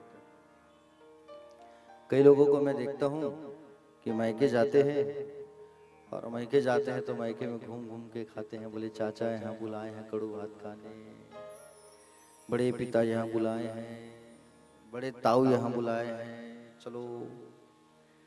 और बच गए तो हमारी सहेली है बचपन की, वो भी तो आई है मायके, चलो वो भी बुलाई है। तो सब घूम घूम के खाते हैं। अब रात भर तुम 11 साढ़े 11 तक दबा दबा के कड़ू भात करेला खाओगे तो दूसरे दिन भूख लगेगा क्या बाबू? बताओ आप, कहाँ लगेगा? है कि नहीं? तो कुल मिला के पति को, अपने अपने पति को उल्लू बनाने का काम करती है माताएं। तीजा को उपास रहते हैं करके, है कि नहीं? और फिर दूसरा दिन हुआ तो फिर घूम घूम के खाते हैं, है कि नहीं? मतलब इधर से और इधर से मेंटेन तो हो गया बीच, है कि नहीं? तीज का उपवास कड़ू भात वाले दिन सूर्यास्त से पहले खाया करो। सूर्यास्त से पहले।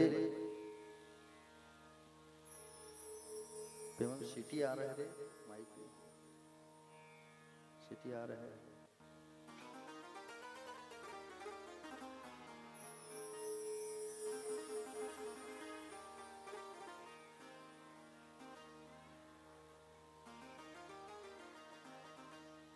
तो सूर्यास्त के पहले आप लोग जो है कड़ू भात खा लो। ये करेला खाने का रीजन भी पता नहीं चला मुझे, है कि नहीं। मैं बहुत कोशिश किया पता करने का कि माताएं तीज के एक दिन पहले करेला क्यों खाते हैं। साइंटिफिक रीजन पता चला कि करेला खाने से एनर्जी बढ़िया रहती है शरीर की, इसलिए खाते हैं, और कोई औचित्य कारण पता नहीं चला। तो करेला खाओ तो सूर्यास्त के पहले, और सूर्यास्त के पहले आपको जितना भोजन करना है कर लीजिए आप, और सूर्यास्त के पहले भोजन कर लीजिए और रात्रि से व्रत आरंभ करें। दिन भर निर्जला रहे, निराहार रहे, और रात भर सोना भी नहीं है, रात भर जागना है कि नहीं।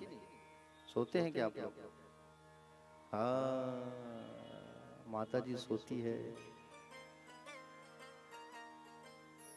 देखो तीज के दिन सोया नहीं जाता, और अगर कहीं तीज के दिन हम सो गए तो हमारे जो पति हैं उनको अजगर का जन्म मिलता है। अब सोच लो, आप भैया के साथ नाइंसाफी कर रहे हो माता जी। कई लोगों को मैंने देखा है रात 12 बज गया तो चाय कॉफी दूध ले लेते हैं। कई लोगों को देखा है मैंने 12 बजा दूसरा दिन लग क्या करके चाय पीते हैं, रात में कॉफी पी लेते हैं, दूध पी लेते हैं, लाल चाय पी लेते हैं। पीते हो ना मैया आप? और पीछे माता जी कह रही पीती हूँ करके। हाँ, तो जो रात में चाय पीते हैं, दूध पीते हैं, उनके पतिदेव दूसरे जन्म में बागड़ बिल्ला बन के आते हैं।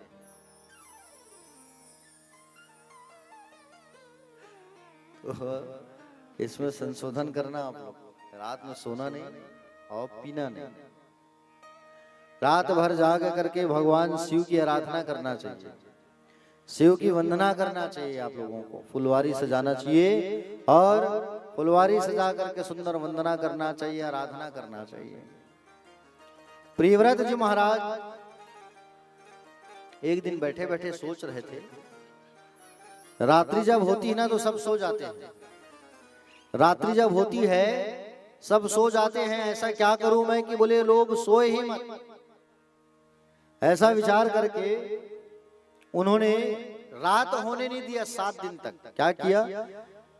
सूर्य नारायण भगवान के जैसे ही दिव्य ज्योतिर्मय एक रथ का निर्माण कर दिया, और दिव्य ज्योतिर्मय रथ का निर्माण किया, और सूर्य के पीछे पीछे जाने लगे। सूर्य जहां अस्त हुए वहां पर ये दिव्य ज्योतिर्मय रथ को लेकर के आ जाते थे। 7 दिन तक रात ही नहीं हुआ, सोचो आप, दिन ही दिन था। जहां पर ये ज्योतिर्मय रथ जो है, गड्ढा, ये चक्का जो चला ज्योतिर्मय रथ का, जहां गड्ढा हुआ वो सागर बन गया, और जो मिट्टी निकला वो द्वीप बन गया। तो 7 सागर और 7 द्वीपों का निर्माण हुआ। 7 सागर है ना हमारे, प्रशांत सागर, हिंद महासागर, अरब सागर, जम्बू द्वीप, शालमली, क्रौंच, पुष्कर, ये द्वीपों का नाम है। प्रियव्रत जी महाराज शादी ही नहीं कर रहे थे। ब्रह्मा जी आके समझाए कि पुत्र शादी कर लो तुम। तो शादी करने के लिए जब आग्रह किया गया तो विश्वकर्मा भगवान की बेटी से इनका शादी हुआ, बहिष्मती से। प्रियव्रत जी महाराज जो हुए, तो प्रियव्रत जो महाराज थे इनके पुत्र हुए आग्नित, और आग्नित के पुत्र हुए 9 पुत्र। तो इन्होंने जम्बूद्वीप का 9 खंड करके आपस में सबको बांट दिया। कालांतर में एक उसमें से एक खंड था अजनाभ खंड। अजनाभ खंड के राजा बने नाभि। नाभि का विवाह मेरु देवी से हुआ, और नाभि का विवाह जो है जब मेरु देवी के साथ में हुआ तो नाभि के पुत्र हुए ऋषभ देव भगवान। ऋषभ, ये ऋषभ देव भगवान जो है प्यारे 24 अवतारों में से एक अवतार ऋषभ का भी है, समझ रहे हैं ना। हाँ, तो ऋषभ देव महाराज का जो शासन काल है वो सुंदर चल रहा था, और ऋषभ देव भगवान का शासन काल सुंदर चल रहा था। इनके शासन काल में इंद्र जो है बारिश करना बंद कर दिया, और इंद्र जो है बारिश करना जब बंद किया तो अपनी शक्ति से इन्होंने बारिश करना चालू कर दिया अपने नगर में। एक साथ शेर और हिरण पानी पिया करते थे। ऐसा सुंदर राज्य चलता था ऋषभदेव भगवान का।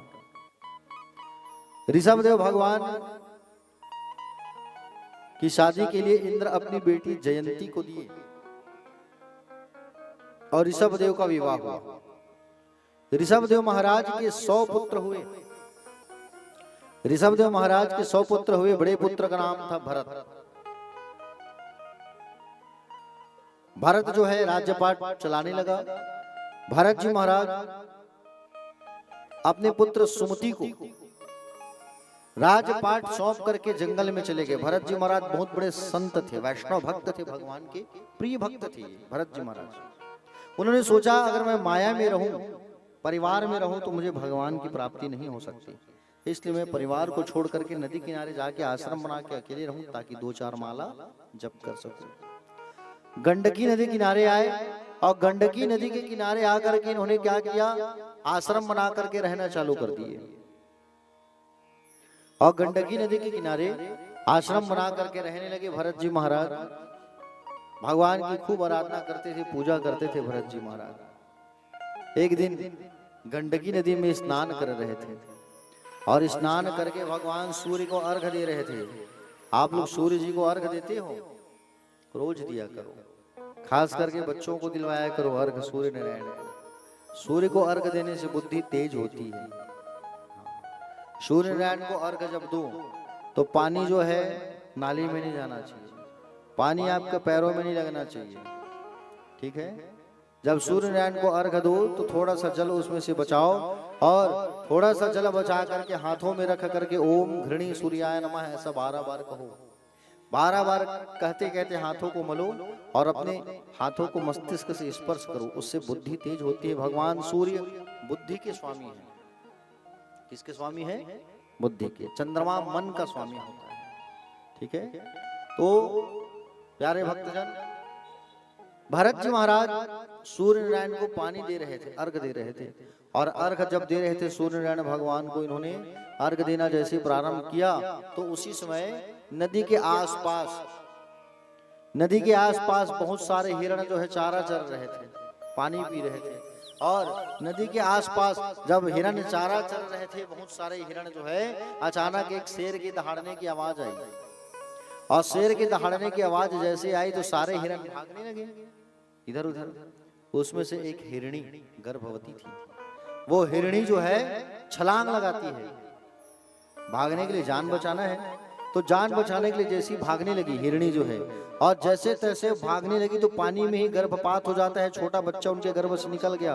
वो गर्भ में बच्चा जो निकला वो फड़फड़ाने लगा पानी में। हिरणी जैसे उस पार पहुंची वो मर गई। वो स्थिति गर्भपात की स्थिति। भरत जी महाराज अर्घ दे रहे थे, हाथों में वो छोटा सा बच्चा आ गया हिरण का बच्चा आया हाथों में। और हाथों में जब हिरण का बच्चा आया तो उन्होंने सोचा अगर मैं छोड़ दूं तो ये मर जाए, एक काम करता हूं इसे वापस लेके आता हूं। मैं आश्रम लेकर के आए और आश्रम में रख करके पालन पोषण करने लगे भरत जी महाराज उस हिरण के बच्चे का।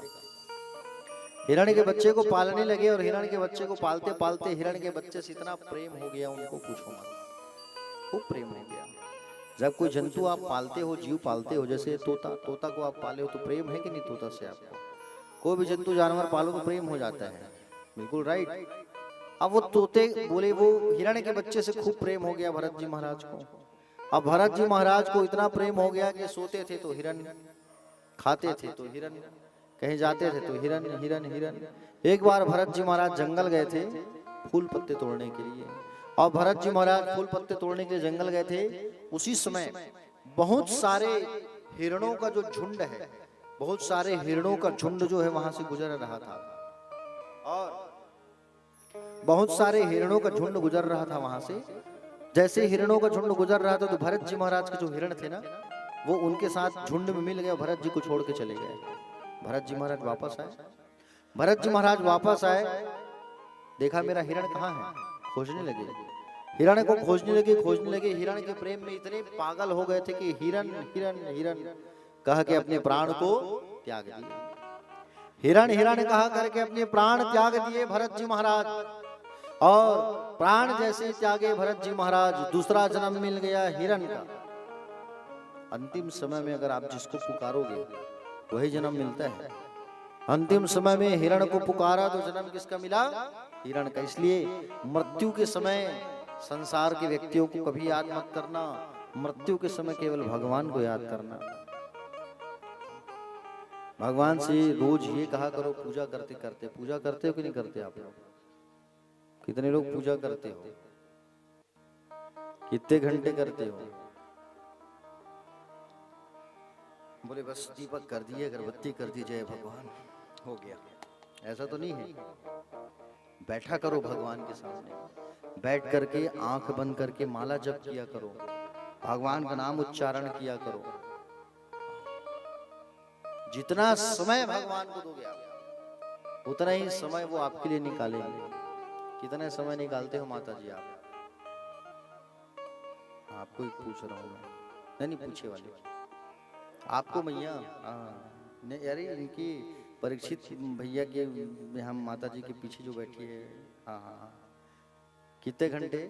10 मिनट मात्र। अच्छा, दोपहर को या शाम को 5 मिनट, मतलब टोटल 15 मिनट। ठीक है। 24 घंटे में 15 मिनट ऑनली समय बहुत कम है। इसको और बढ़ाइए आप, कोशिश करो 1 घंटा कम से कम समय दो भगवान को। वैसे तो नियमतः 24 घंटा होता है ना, उसमें से 6 घंटे सो जाओ, 6 घंटे कार्य करो, 6 घंटे और अन्य काम करो, 6 घंटे भगवान को समय दो। लेकिन 6 घंटा समय दे पाना मुश्किल है, तो कम से कम 3 घंटा दो। 3 घंटा समय नहीं देना है तो कम से कम 1.5 घंटा समय दो। 1.5 घंटा कम से कम 1 घंटा भगवान को दो। कितनी शांति मिलती है और कितना सुकून मिलता है। घंटों भगवान के सामने बैठो, उनसे बातें करो, उनका नाम जपो, उनका नाम भजो, बड़ा आनंद। तो भरत जी महाराज प्राण त्याग दिए, दूसरा जन्म मिला हिरण का, और दूसरा जन्म मिला उनको हिरण का। प्यारे भक्तजन, हिरण का जन्म मिला है, लेकिन सूखे सूखे घास के पत्तों को खा खा करते, सूखे पत्तों को खाया करते ऐसे जानबूझ करके, और सूखे पत्तों को खा खा करके प्राण त्याग दिए। तीसरा जन्म हुआ ब्राह्मण परिवार में। कौन से परिवार में? ब्राह्मण परिवार में। तीसरा जन्म हुआ ब्राह्मण परिवार में, और ब्राह्मण परिवार में जब हुआ तो जहां पर इनका जन्म हुआ था, ये लोग 4 से 5 भाई थे। समझ रहे हो ना? हाँ, 4-5 भाई थे, और सबसे छोटे थे ये भरत जी महाराज। माता पिता स्कूल में दाखिला करवाए, तो स्कूल में ये शून्य बनाने नहीं आता था इनको, इतने बोधा थे। आता तो सब था, लेकिन बनाते कुछ नहीं थे, करते कुछ नहीं थे। इनको तो पूर्व जन्म का सब बात मालूम था ना। पूर्व जन्म का सब बात मालूम था। कर्म अच्छा होने से पूर्व जन्म की पूरी बात याद रहती है। कर्म अच्छा हुआ तो पूरा बात इनको मालूम था, पूरा बात कालांतर का, पूर्व जन्म का। और पूर्व जन्म का पूरा बात इनको मालूम था कि मैं भरत था। और प्यारे भक्तजन, तीसरा जन्म जो हुआ, तो तीसरा जब इनका जन्म हुआ भरत जी महाराज का, ये कहते कुछ नहीं थे किसी से, केवल मन में भगवान को भजते थे। प्यारे माता पिता लोग स्कूल में दाखिला कराया, भर्ती कराया, तो स्कूल वाले टीचर भी, गुरुजी भी इनको निकाल दिए। गुरुजी लोग भी निकाल दिए, आपका बेटा बिल्कुल बोधा है, शून्य बनाने नहीं आता, बोले हम नहीं रख सकते। माता पिता कहे ठीक है। तो पिताजी जो है इनको, पिताजी क्या किए, पिताजी इनको घर में पढ़ाया करते थे। सबसे पहले पिताजी ने इनको गायत्री मंत्र दिया। गायत्री मंत्र कानों में दिया, कहे ओम भूर, चलो बेटा बोलना चालू करो। तो अन्य बच्चों को भी पढ़ाया करते थे इनके पिताजी। तो पिताजी के पढ़ाने पर बच्चे आगे बढ़ गए, लेकिन ये बच्चा जो है, छोटा वाला भरत जो है, केवल ओम भूर ओम भूर ओम भूर तक अटका रहा, जानबूझ के। आता तो सब था, पूरा कंठस्थ वेद पढ़ के सुना देते हैं उनको, लेकिन जानबूझ करके नहीं पढ़े। क्यों? अगर मैं पढ़ के सुना दूंगा, पिताजी मुझे कहाँ भेजेंगे? पूजा पाठ करने भेजेंगे। अब पूजा पाठ करने भेजेंगे, दक्षिणा मिलेगी, और पैसा मैं देखूंगा तो मेरा मन पैसे में लग जाएगा, भगवान में नहीं लगेगा। याद रखना, जीवन में खूब पैसे कमाओ, लेकिन पैसे के पीछे कभी मत भागना। खूब पैसे कमाओ, लेकिन पैसे के पीछे जो व्यक्ति भागेगा तो उसे कभी ईश्वर की प्राप्ति नहीं हो सकती। पैसा खूब कमाओ, लेकिन उस पैसे को दान करो, तब लक्ष्मी टिकेगी तुम्हारे पास। समझ रहे हैं ना आप लोग? पैसा जो है खूब बनाओ, खूब कमाओ, और पैसा आप जो है कमाओ खूब, लेकिन पैसा को आप संचित करके अगर रखोगे ना, तो वो लक्ष्मी जो है स्थिर नहीं रहती, वो चंचल होती है। समझ रहे हो ना? लक्ष्मी क्या होती है? चंचल होती है। आप अगर 1000 रुपए कमा रहे हो तो 1000 रुपए में से दान करो 100 रुपए। 10,000 कमा रहे हो तो 1000 दान करो। कहाँ दान करें? अरे कोई गरीब बच्चा है, उसकी पढ़ाई के लिए दान कर दो। कोई अपंग बच्चा है, विकलांग बच्चा है, उसके लिए दान कर दो। कोई गरीब बच्चा पढ़ाई नहीं कर पा रहा है, उनके लिए दान कर दो। किसी गरीब की बेटी की शादी नहीं हो रही है, उसकी शादी में लगा दो। जहां कोई अगर भगवान का धाम बन रहा है, मंदिर बन रहा है, वहां दान कर दो, वहां पैसे लगा दो। दान करने के कई सारे प्लेटफॉर्म हैं। हाँ? जैसे कि अभी हमारी निज निवास के आगे सुंदर श्यामा श्याम सरकार का मंदिर बन रहा है। आप सब भी चाहे तो उसमें सहयोग कर सकते हैं। बाकी बिहारी जी का मंदिर निर्माण हो रहा है, सबके सहयोग से हो रहा है, पर्सनल नहीं है, सभी शिष्यों के सहयोग से हो रहा है, सब भक्तों के सहयोग से बन रहा है, वो काम जारी है। तो आप अगर चाहे तो श्यामा श्याम भगवान के मंदिर में आप दान कर सकते हैं। कुछ ना करें तो जो सामग्री उस पे लग रही है उसका दान कर सकते हैं आप। एक दिन के मिस्त्री का चार्ज दान कर सकते हैं आप। 2 दिन का चार्ज दान कर सकते हैं, जो इच्छा। प्यारे भक्तजन, भरत जी महाराज जानबूझ करके पढ़ाई नहीं की। माता पिता ने कहा ये तो पढ़ाई कर ही नहीं रहे, इसको घर में रख के क्या करेंगे, अन्य काम कराओ। तो खेत खलिहान ले जाने लगे उसको। चल बेटा खेत में जाना, अब फसल बो करके हम आए हैं, कोई चिड़िया ना खाए, जा घर में खेत में बैठ के निगरानी करना। भरत जी महाराज गए खेत, और खेत में जाकर के बैठ के निगरानी करने लगे। और वहां जाकर बैठ करके देखने लगे कुछ चिड़िया ना आए। लेकिन पिताजी ने कहा है चिड़िया ना है, लेकिन मैं देखो चिड़िया आती कैसे है, खाती कैसे है। संसार के सारे चिड़िया को आह्वान कर लेता है, वो बुला देता है, और सारे चिड़िया दाना खा गए, खेत में दाना नहीं। माता पिता जाकर के देखे खेत में धान उग गया होगा, जाके देखे तो एक भी धान नहीं जगा है। माता पिता ने सोचा घर का ही काम कर भैया, तू तो कुछ काम का नहीं है। हाँ? घर में झाड़ू पोछा करना, हमारे आते तक हम खेत में रहेंगे दिन भर, पानी नहीं भरना। पानी भरने को कहे माता पिता, सब में भर देता हूँ करके पानी सब में भर दिया। माता पिता आकर के देखे घर में जैसे प्रवेश किए, गुंडी, कढ़ाई, कटोरी, चम्मच सब में पानी भर दिया, कोई पात्र नहीं बचा है। हे भगवान, ये बेटा कैसा हमको प्राप्त हुआ है, बिल्कुल जड़ के समान रहता है, इसलिए उसका नाम पड़ा है जड़ भरत। और इसी भरत के नाम से हमारे देश का नाम पड़ा है भारत। 3 भरत हुए, पहला ये जड़ भरत, दूसरा शाकुंतला के पुत्र भरत, और तीसरा राम जी के भाई भरत। 3 भरत हुए हमारे यहाँ।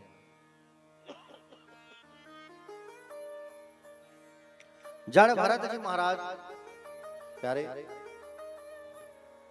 अकेले जाके जंगल में रहने लगे। जंगल में जाकर के जब रहने लगे तो उसी स्थान पर एक आदिवासियों का एक राजा रहता था। और आदिवासियों का जो राजा रहता था उसका एक मन्नत था, एक बेटा होने पर मैं भद्रकाली मैया के मंदिर पर नर बलि करूंगा, मनुष्य की बलि करूंगा। किसकी बलि करूंगा? मनुष्य की बलि करूंगा मैं। ये उसका प्रण था। बेटा की प्राप्ति हुआ, अपने दूतों को भेजा जंगल, जाओ बोले किसी एक आदमी को पकड़ के ले आना, जाओ। तो आदमी को पकड़ के ले आना कहे तो सिपाही लोग जंगल गए, किसको पकड़ के ले आया? भरत जी महाराज को। जड़ भरत को, चल हमारे सरदार तुम्हारी बलि करेंगे माँ काली के मंदिर में। पकड़ के लाया गया उनको, और भद्रकाली मैया के मंदिर में पकड़ करके लाए। वो कुछ नहीं बोलता था ना जड़ भरत जी, 2 झापड़ उसे कोई मार भी देता फिर भी चुप रहता था वो। भरत जी महाराज पकड़ के लाए, उनको नहलाया गया, लाल कपड़ा पहनाया गया, लाल टीका लगाया गया, लाल फूल की माला पहनाई गई। उनसे पूछा गया तुम्हारी कोई अंतिम ख्वाहिश है महाराज? तब उन्होंने कहा कि बोले हाँ, एक बार माँ के दर्शन कर लूं, उनके धाम आए हूँ। माँ काली के पास जा करके पूजा करना चालू किया भरत जी महाराज ने। और माँ काली के मंदिर में जा करके स्थान में जाके वंदना करने लगा। उनकी बलि होने वाली है ना, गला कटने वाला है, उसके पहले भरत जी महाराज माँ के पास जा करके हाथ जोड़ करके आरती करने लगे, पूजा करने लगे, वंदना करने लगे भरत जी महाराज। आइए हम सब भी सुंदर माँ भगवती की आराधना करते हैं। बोलिए भगवती मैया की, जगदम्बा मैया की। थोड़ा जयकारा तो मुंह से बोलिए, बिल्कुल चुप बैठे हो एकदम आप लोग, ऐसा थोड़ी चलेगा। हा? थोड़ा मुंह खाना ना तो खा के आए हो ना, या घन गुरुवार वाले उपवास हो आज। चलो एक बार जयकारा लगाओ। बोलो बाके बिहारी लाल की, आदि शक्ति जगदम्बा भवानी की।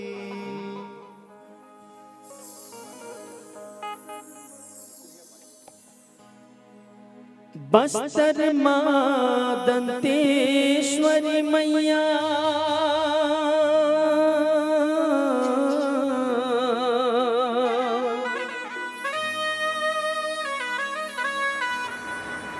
डोंगड़ गड़ बमलाई वो,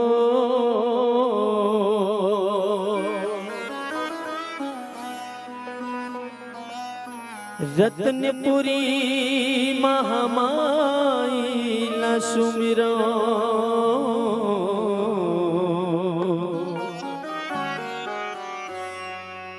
रावा के बंजारी वो,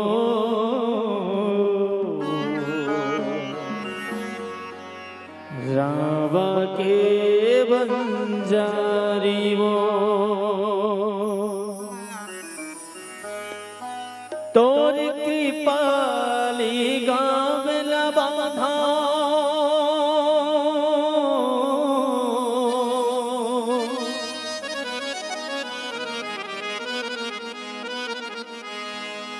बांधव खेती कारवो,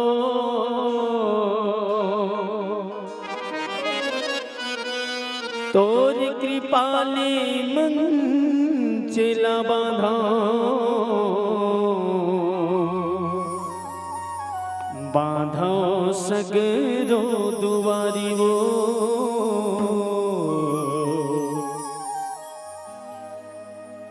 बांधो सगरो दुआरी वो।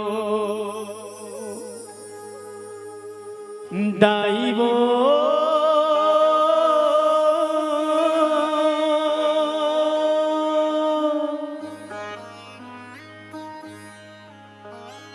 माई वो,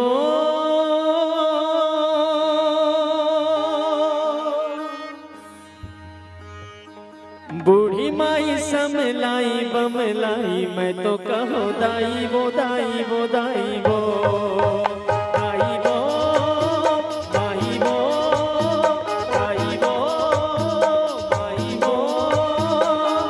बूढ़ी माई समलाई बमलाई, मैं तो कहो दाई वो, दाई वो, दाई वो।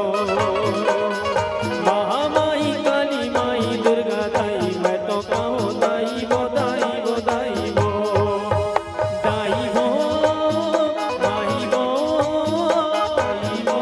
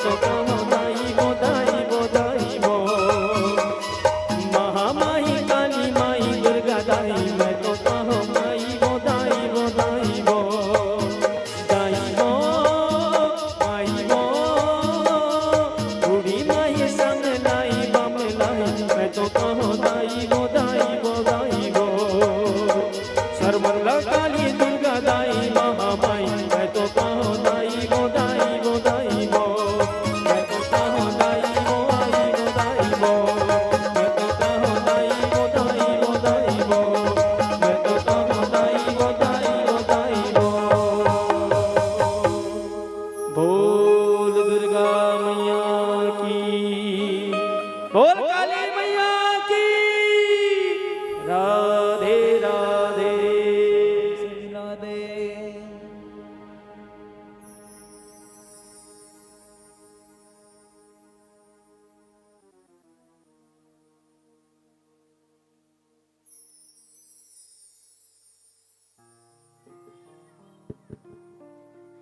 श्री राधे। बोले बाके बिहारी लाल की, आदिशक्ति मैया की। तो भरत जी महाराज को माँ काली के पास जैसे ही लेकर के गए, पूजा करने के बाद भरत जी महाराज जैसे ही वापस आए और जैसे ही उनकी बलि करने वाले थे, उतने में माँ भद्रकाली प्रकट हुई और प्रकट होकर के उस बलि करने वाले राजा के गले को काट देती है। भरत जी महाराज सुंदर दर्शन किए मैया और वहां से वापस चले आए। उसी जंगल में भरत जी महाराज रहा करते थे और एक समय की बात है, स्वतंत्र से विचरण कर रहे थे भरत जी महाराज, घर वापस लौट करके नहीं गए। एक दिन सिंधु स्ववीर देश का राजा रहुगण सत्संग करने के लिए पालकी में बैठ करके कपिल भगवान के आश्रम जा रहा था। अब पालकी में बैठ करके जा रहा था तो पालकी उठाने के लिए 4 लोगों की आवश्यकता होती है। पालकी उठाने के लिए 4 लोगों की आवश्यकता होती है। तो एक पालकी उठाने वाले की तबीयत खराब हो गई जोरों से, और एक पालकी उठाने वाले की जब तबीयत खराब हुई जोरों से, प्यारे महाराज ने कहा कि बोले जंगल से जाओ, किसी पालकी उठाने के लिए एक व्यक्ति को पकड़ करके ले आओ। सिपाहीगण जंगल गए और सिपाही जंगल में जाकर के भरत जी महाराज को पकड़ करके ले आए। चल भरत जी महाराज को पकड़ करके ले आए और कहे कि बोले हमारे महाराज जो है पालकी जो है तुमको उठाना है। और भरत जी महाराज चले आए। भरत जी महाराज आए और भरत जी महाराज आकर के पालकी पकड़ करके जब चलने लगे, और भरत जी महाराज जैसे पालकी पकड़ करके जब चलने लगे, तो भरत जी तो वैष्णव भक्त थे, मार्ग में कोई चींटी भी आ जाए तो उन्हें साफ करके वो चलते थे, मरे मत, पाप लगेगा। पालकी पकड़ करके जब चल रहे थे, मार्ग में चींटी का एक झुंड जा रहा था। पालकी पकड़े थे, कूद गए। राजा जो बैठा था पालकी में, राजा रहू, सिर टक से लगा उनका। मार्ग में फिर आगे बढ़ गए। दीमक का झुंड चल रहा था। दीमक का झुंड जब दार था तो फिर पालकी पकड़ करके कूद गए, और जैसे पालकी पकड़ करके जब कूदे तो फिर राजा का सिर टक से लगा। बार बार कूदने के कारण जैसे इस राजा का सिर लगता गया, राजा झांक करके देखा और कहा कि जोर से कूदने वाला कौन है। जो और 3 उनके सिपाही थे, उन्होंने कहा महाराज जो नए नए आया है ना, वो बहुत कूद रहे हैं। हट्टा कट्टा था और उनको कहने लगे कि बोले इतने पतले दुबले को पकड़ करके क्यों ले आए हो। अरे ये बच्चे लोग शांत हो जाओ बेटा।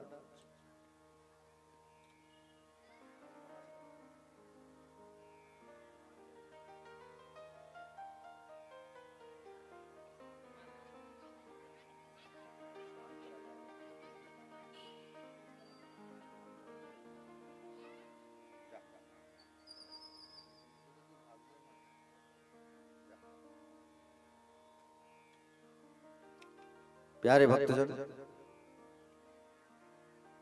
राजा जो है कहने लगा ये पतले दुबले आदमी को क्यों ले आए हो। हट्टे कट्टे व्यक्ति को ताना मारने लगे। बड़ा इसे कूदने का शौक है। अगर ये जानबूझकर इसे कूदने का शौक है तो हम इसे इतना दंड देंगे, इतना मारेंगे कि इसकी कूदने की जो हरकत है वो बंद हो जाएगा। इतना मारेंगे कि भूल जाएगा ये। बातों को सुनने के बाद भरत जी महाराज कहे महाराज मारोगे किसको। मुझे कभी नहीं मार सकते, मैं तो मरूंगा ही नहीं। मारोगे आप इस शरीर को, आत्मा कभी नहीं मरती, आत्मा तो अमर रहती है। महाराज ने देखा कि बोले राजा ने देखा ये ज्ञान की बातें करने वाला कौन है। झांक करके देखा तो कंधे में जनेऊ लटक रहा था। बोले कोई ब्राह्मण हो सकता है, ये ब्राह्मण हो सकता है कोई। ऐसा कहा करके जब उन्हें कहे ये ब्राह्मण ही हो सकता है, कोई साधारण नहीं, उतर करके जैसे ही उनसे बातें करने लगे, कहे महाराज आप कौन हो? तब बताया आप जहां के राजा थे, मैं पूरे खंड का राजा था, मेरा नाम भरत है। बोले अच्छा। जा रहे थे कपिल भगवान के आश्रम, लेकिन भरत जी महाराज से ही ज्ञान की बातें सुनना चालू कर दिया उन्होंने। भरत जी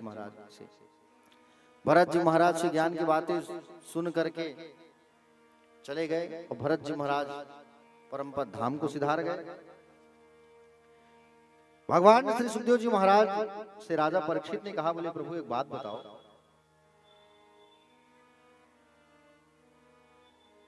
आगे नरकों का वर्णन बताया गया, नरक के बारे में, और जैसे ही नरकों का वर्णन जब हो रहा था, नरकों के बारे में बताया सुखदेव भगवान जी ने कहा कि बोले जो यमराज की पुरी कहाँ है? धरती से 99,000 योजन नीचे संयमनीपुरी नाम है, वहां यमराज की नगरी है संयमनीपुरी, 99,000 योजन नीचे। नरकों का वर्णन बताया गया यहाँ पर। 28 प्रकार के मुख्य नरक होते हैं, तामिस्त्र, अंध तामिस्त्र, रौरव, महारौरव, कुंभीपाक नरक, कुयूत, प्राणरोध, वैतरणी, ये सब नरकों के नाम हैं। जो प्राणी पर संपदा का हरण कर लेता है, पर स्त्री का हरण कर लेता है, बच्चों का हरण कर लेता है, यमदूत उसे तामिस्त्र नाम के नरक में ले जाकर पटक देते हैं। इस नरक की जो भूमि है ताम्र के समान आग में तपी हुई रहती है, और उस अग्नि संतप्त भूमि पर जीव भयंकर कष्ट पाता है। जो जीवों को काट करके खाता है, मार करके खाता है, उन्हें कुंभीपाक नाम के नरक में ले जाके छोड़ा जाता है। बड़ी सी कढ़ाई होती है और कढ़ाई में गरम गरम तेल खौलते रहता है, और उस गरम गरम तेल में उनको पटक दिया जाता है जो जीवों की हत्या करके खाते हैं। बड़ी कढ़ाई होती है गरम गरम, उसमें टप टप छोड़ दिया जाता है। नरकों का वर्णन सुन करके परीक्षित जी महाराज कांप गए। सुखदेव भगवान से बोला, बोले प्रभु एक बात बताओ, नरक में जाने से बचने का कोई उपाय आप जानते हो? तो कहा एक उपाय है, भगवान का नाम। भगवान नाम जितना उच्चारण करोगे आप, उतने ही आप नरक में जाने से बच सकते हो। तो बोले भगवान नाम उच्चारण करके कोई बचा है? उदाहरण कोई हो तो मुझे बताओ। तो कहे सुनो। बोले केचित केवलया भगत्या वासुदेव परायणः अद्य अघम धुन्वन्तिम काचिर्नः निहारमेव भास्करा। बोले जैसे भुवन भास्कर सूर्य नारायण के उदय होने से संपूर्ण त्रिभुवन का अंधकार समाप्त हो जाता है, वैसे ही भगवान के मंगलमय नाम का मुख से गान करने ही जीव के जन्म जन्मांतरों का पाप भस्म हो जाता है। कन्नौज नाम का एक स्थान था, और कन्नौज नाम के स्थान में एक ब्राह्मण देवता रहते थे जिसका नाम था अजामिल। क्या नाम था? अजामिल। ये अजामिल जो है प्यारे, इनका सुंदर विवाह हो गया था। वेद पाठी कर्मकांडी ब्राह्मण थे अजामिल जी महाराज। अजामिल का अर्थ क्या है? अज धन मिल। अज मतलब होता है माया, एक अज का मतलब होता है बकरा, मिल मतलब मिलना, जो माया में मिल जाए वो है अजामिल। अजामिल पूजा पाठ करने वाला था, वेद पाठी ब्राह्मण था ये। अजामिल जी महाराज एक बार मंदिर गए होते पूजा पाठ करने के लिए, जा रहे थे, मार्ग में उन्होंने एक वैश्या को देखा, गणिका को, जो एक शूद्र के साथ में संलग्न थी। उसको देख करके, उस वैश्या को देख करके अजामिल के मन में वो भाव आया, और उस स्त्री को देख करके वो ब्राह्मण देवता दूर चले गए। अपने घर को छोड़ दिया, पत्नी को छोड़ दिया, और उस गणिका के साथ में जीवन यापन करने लगा। कौन? अजामिल। अजामिल जो है उस गणिका के साथ में जीवन यापन करने लगा। समय बीतते गया, चोरी डकैती आदि आदि कार्य करने लगा ये अजामिल जो है। 9 संतान थे उसके, 9। कितने? 9 संतान। चोरी करता था, पाप करता था, डकैती करता था, पापाचार बढ़ गया, कर्मकांड छूट गया, वेद पाठन छूट गया, पांडित्य कर्म छूट गया, सब चोरी डकैती झूठ, पाप इतना ज्यादा बढ़ गया अजामिल का पूछो मत। खूब पाप, खूब पाप। पाप करने से आयु क्षीण होती है, आयु कम होती है पाप करने से, इसलिए पाप करने से बचना चाहिए। पाप देखो भी मत और पाप करो भी मत। पाप अगर कोई व्यक्ति कर रहा है, अगर आप देखें तो आप भी पाप के भागी बनोगे। पाप अगर कोई व्यक्ति कर रहा है, आपने देखा उसे, तो उसका फल आपको भी मिलेगा। इसलिए जहां पाप होता है वहां जाओ ही मत। पाप जहां होता है वहां से दूर भगो आप। अजामिल जो है उस गणिका के साथ रहने लगा प्यारे। समय बीतते गया। उसी समय कन्नौज में कुछ संतों का आगमन हुआ और संत महात्मा जब आए वहां उस स्थान पर, और रात्रिकालीन जैसे ही गए प्यारे, तो रात्रिकालीन में जैसे ही कन्नौज पहुंचे तब वहां के ग्रामीणों से पूछा, भैया कोई ब्राह्मण का घर है जहां से हमें सूखे अन्न के दाने प्राप्त हो सके? बोले रात बिताना है। तो गांव वालों ने, बदमाशों ने अजामिल के घर का पता बता दिया। बोले वो ब्राह्मण के घर चले जाओ। अजामिल के घर गए, दरवाजा खटखटाए, अजामिल की पत्नी निकली। बोले क्या हुआ महाराज, बोलो। तो कहे हमें सूखे अन्न के दाने चाहिए। ठीक है जल्दी जाओ, मेरा पति अगर आएगा तो गलत हो जाएगा, जल्दी लेके जाओ। सूखे अन्न के दाने लेकर के ब्राह्मण संत वहां रहने लगे। संत जब वहां रहने लगे प्यारे, संत वहां रहते रहते दृष्टिपात की देखे कि ये अजामिल कितना बिगड़ा हुआ है। अजामिल इतना बिगड़ चुका है, पाप इतना बढ़ चुका है इसका, इनको सुधार के जाना होगा। संत महात्मा जब जाने लगे तो अजामिल के घर में आए, उसकी पत्नी को बुलाए, देवी सुनो, आप गर्भवती हो, अगर आपका बेटा हुआ तो आप उसका नाम रख देना नारायण। बस यही कहने आए हैं। इतना कह के चले गए। अजामिल का एक पुत्र हुआ, 10वां नंबर का, छोटा पुत्र जैसे हुआ तो उसका नाम रख दिया नारायण। और नारायण नाम जैसे ही रखा तो प्यारे भक्तजन, छोटे बेटे से बहुत प्रेम था उनको। सोते उठते नारायण नारायण कहा करता था।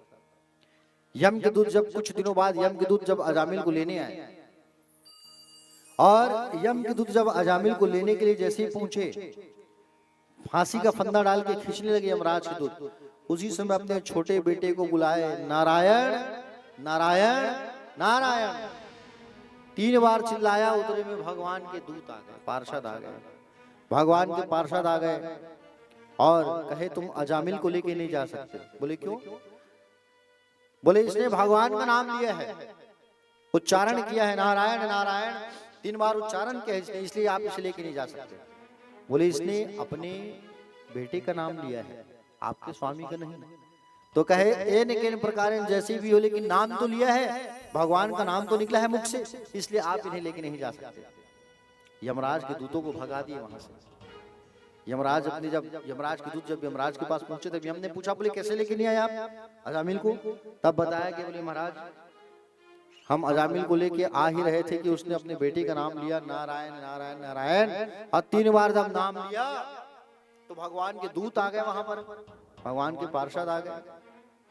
बोले अच्छा, भगवान के पार्षद आ गए और हमें भगा दिए। तो यमराज ने अपने दूतों से कहा, सुनो, अंतिम समय में जो श्रीमन नारायण कृष्ण गोविंद दामोदर वासुदेव कहे उसे भूल करके मेरे यहाँ मत लेके आना, छोड़ देना। अंतिम समय में जो भगवान का नाम ले, इसलिए भगवान से प्रार्थना करो, कहो हे भगवान देहांत काले तुम सामने हो, बंसी बजाते मन को लुभाते, हे गोविंद मृत्यु के समय आप हमें दर्शन देना, ये भगवान से प्रार्थना करो। अजामिल ने देखा कि मैं अपने बेटे का नाम लिया, मुझे जीवन दान मिल गया, अगर मैं भगवान का नाम लेना ही उच्चारण करूं, ये सब कुछ छोड़ के तो मेरा तो उद्धार हो जाए। अजामिल सब छोड़ करके भगवान का नाम भजने के लिए निकल पड़ा। इसलिए प्यारे संत महात्मा कहते हैं कि बोले अगर बेटा है तो नाम रख दो राम श्याम कृष्ण गोविंद नारायण, है कि नहीं? आपके पुत्र हैं, क्या नाम है? राधा नाम है, कान्हा नाम, बहुत बढ़िया। बेटा है तो नाम रख दो शिव कन्हैया कृष्ण, बेटी है तो नाम रख दो राधा सीता दुर्गा। अगर ये सब नाम अगर रख दोगे तो कम से कम दिन में अगर आप चिल्लाओगे राधा राधा कृष्ण ऐसा, तो जाने अनजाने जो पाप कर्म हुआ रहेगा वो सारा पाप नष्ट हो जाएगा प्यारे। मृत्यु के समय अगर आप बेटे को चिल्लाओगे, नाम रखा है कन्हैया कन्हैया, चिल्लाओगे तो आपका कल्याण हो जाएगा प्यारे। इसलिए संतानों के नाम को भगवान के नाम से जोड़ करके रखना चाहिए। भगवान श्री सुखदेव जी महाराज से राजा परीक्षित ने पूछा, बोले प्रभु एक बात बताओ। बोले हाँ पूछो। बोले भगवान समदर्शी हैं तो भगवान पक्षपात क्यों करते हैं, ये मुझे बताइए। भगवान हमेशा बोले राक्षसों को ही क्यों मारते हैं और देवताओं का पक्ष क्यों लेते हैं।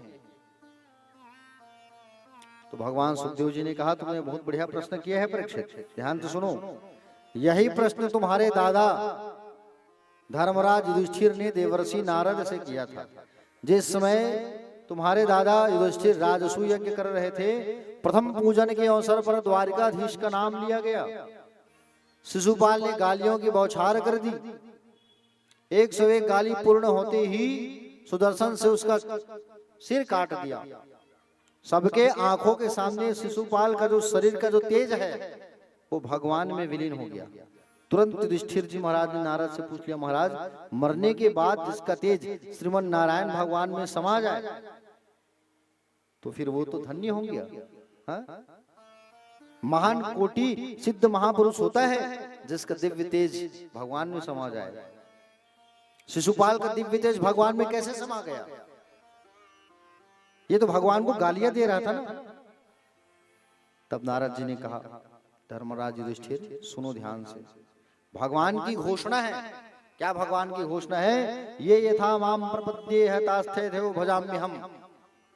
भगवान कहते हैं जो मुझे जिस भावना से भजता है उसी भावना से मैं उसे स्वीकार करता हूं। कोई मुझे गाली देके भजन करता है तो उसको उसी भाव से स्वीकार करता हूं। जो प्रेम से मेरा नाम भक्त बन करके मेरा नाम लेता है मैं उसको उसी भाव से स्वीकार करता हूं। ऐसा भगवान कहने लगे। सुनो राजा, तुम्हें एक बड़ी अच्छी प्रसंग सुनाता हूं। कहे बोले हिरण्यकश्यपु नाम का एक दैत्य था। इनकी पत्नी का नाम था कयाधु। हिरण्यकश्यपु कौन है? ये पूर्व जन्म में भगवान का पार्षद था। ये जय और विजय, वो तो संकादिक मुनियों ने श्राप दिया है तो इन लोग दैत्य बन करके आए। जय विजय भगवान के द्वारपाल खड़े हुए थे। एक बार संकादिक मुनि जो है बैकुंठ जा रहे थे और भगवान के दर्शन के लिए जैसे ही आए, और भगवान के दर्शन के लिए जब आए तो जय विजय ने उन्हें 3 बार रोक लिया। बोले नहीं जा सकते, नहीं जा सकते, नहीं जा सकते। 3 बार कहा जाने दो, जाने दो, जाने दो। संकादिक मुनियों ने, सनक सनंदन सनातन सनत कुमार, 3 बार रोक लिया। गुस्से में आकर कहे 3 बार राक्षस बनो कि तुम हमें रोक रहे हो। भगवान श्रीमन नारायण के चरणों में गिर करके कहे भगवान 3 बार राक्षस बनना है, क्या करें? भगवान कहे चिंता ना करो, 3 बार राक्षस बनोगे और 3 बार मैं तुम्हारे उद्धार के लिए अवतार लूंगा। पहली बार क्या बन के आए? हिरण्याक्ष और हिरण्यकश्यपु। भगवान वराह रूप में आए, नरसिंह अवतार लिए। दूसरी बार में रावण और कुंभकर्ण बने, राम जी आए। शिशुपाल और दंतवक्त्र बने, भगवान कृष्ण अवतार में आए। तो ये हिरण्यकश्यपु पूर्व जन्म में भगवान का दूत था। ये हिरण्यकश्यपु जो है प्यारे, एक बार तपस्या करने गया। तपस्या करने जैसे गया हिरण्यकश्यपु जो है, देवताओं में हड़कंप मच गई। बोले ये तपस्या कर लेगा तो बोले गड़बड़ हो जाएगा, स्वर्ग में आधिपत्य स्थापित कर लेगा, स्वर्ग का राजा बन जाएगा, क्या किया जाए? तो देवताओं ने अपने गुरु बृहस्पति को भेजा। देवताओं ने अपने गुरु बृहस्पति को भेजा, जाओ तोता का रूप लेकर के, और वो तपस्या कर रहा है हिरण्यकश्यपु, तो तपस्या में विघ्न डालना, बाधा डालना। जहां हिरण्यकश्यपु तपस्या कर रहा था ना, वहां तोता का रूप ले करके आया बृहस्पति और नारायण नारायण रटने लगा। हिरण्यकश्यपु को तपस्या भंग हो गया और हिरण्यकश्यपु का तपस्या भंग हो गया। वो घर आ गया वापस। उसकी पत्नी को मालूम चला, कयाधु को ये बात मालूम चला कयाधु को ये बात मालूम चला कि मेरे स्वामी वापस आ गए हैं। क्यों? इसलिए वापस आ गए हैं क्योंकि श्रीमन नारायण भगवान का नाम ले रहा था कोई पक्षी। तो कयाधु ने सोचा मेरे स्वामी तो भगवान का नाम भजते नहीं है, लेते नहीं है, मैं अपने स्वामी के मुंह से अनगिनत बार भगवान का नाम निकलवा के रहूंगी। ऐसा सोच करके पानी लेकर के गई। पूछती है क्या हुआ था स्वामी, आप वापस कैसे आ गए? तब बताया एक पक्षी नारायण नारायण रट रहा था इसलिए वापस आ गया। भोजन परोसते परोसते पूछी क्या हुआ था स्वामी, मैं उस समय सुन नहीं पाई थी।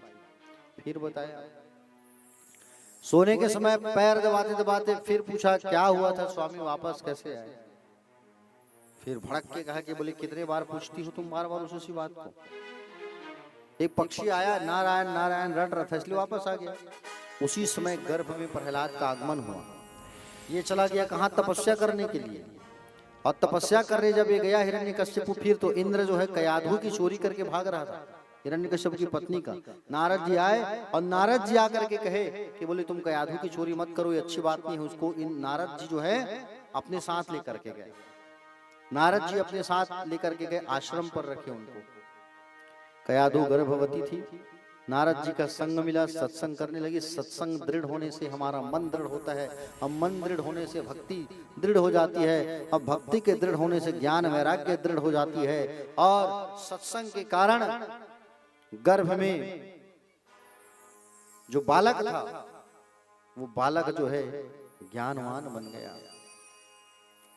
बालक का जन्म हुआ, नाम पड़ा प्रहलाद। क्या नाम पड़ा? प्रहलाद।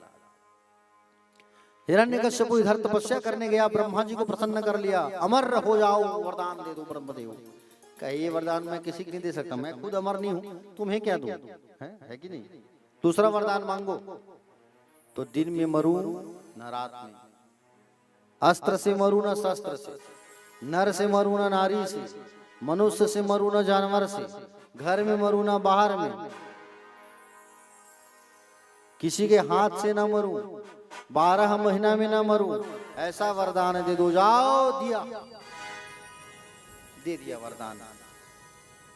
वरदान देने के बाद हिरण्यकश्यपु का पापाचार बढ़ गया, और हिरण्यकश्यपु का पाप बढ़ गया, खूब पाप बढ़ गया, खूब पाप बढ़ गया, खूब पाप बढ़ गया। इतना ज्यादा पाप बढ़ गया हिरण्यकश्यपु का, पूछो मत। खूब पाप। यज्ञ होना बंद करवा दिया, पूजा पाठ होना बंद करवा दिया, सब चीज बंद हो गया प्यारे। यज्ञ बंद, पूजा पाठ बंद, दान बंद, अपने नाम का जय घोष करने लगा, कराने लगा। हिरण्यकश्यपु भगवान की जय, ऐसा सब लोग जो है, सब लोग से कहने लगे कि बोले आप लोग जो है हमारी पूजा करो, और जो उनकी बातों को नहीं मानता था उन्हें मौत की घाट उतार देता था। समझ रहे हो ना प्यारे भक्तजन? हिरण्यकश्यपु का पाप खूब बढ़ गया, खूब अत्याचार, खूब पाप बढ़ गया हिरण्यकश्यपु का। और हिरण्यकश्यपु का पाप इतना ज्यादा बढ़ गया कि लोग उनसे डरने लगे। चलो एक बार सब लोग जयकारा लगाइए, हाथ उठा के, हाथ उठा के सब जयकारा लगाइए। बोलो बांके बिहारी लाल की, भागवत भगवान की, कृष्णचंद्र भगवान की, द्वारकाधीश भगवान की, नरसिंह भगवान की, हिरण्यकश्यपु भगवान की। कितने लोग हाथ उठा के जय बोला हिरण्यकश्यपु का? पाछू वाले मन सभी जन हाथ उठा जय। हिरण्यकश्यपु भगवान का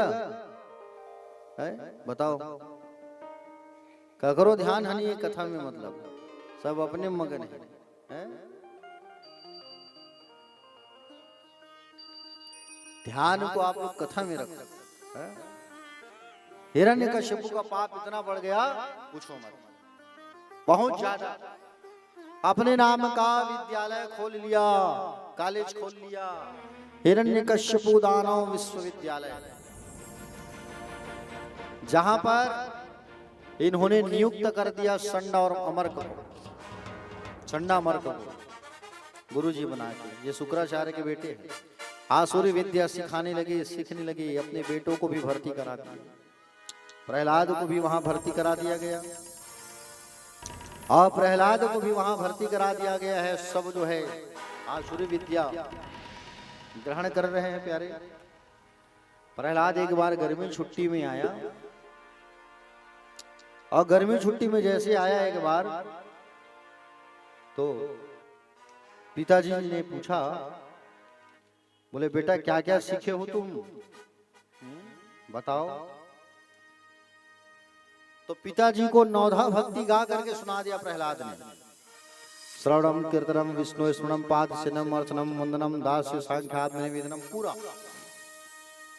सब गा करके सुना दिया। हिरण्यकश्यपु ने प्रहलाद को नीचे पटक दिया। संडामर्क को बुलाया गया, है संडामर्क क्या सिखा रहे हो हमारे बच्चे को। संडामर्क कहे महाराज गंगा जल उठवा लो, आप गंगा जल रख के कसम खा के कहेंगे हाँ आपके बेटे को हमने ये सब नहीं पढ़ाया।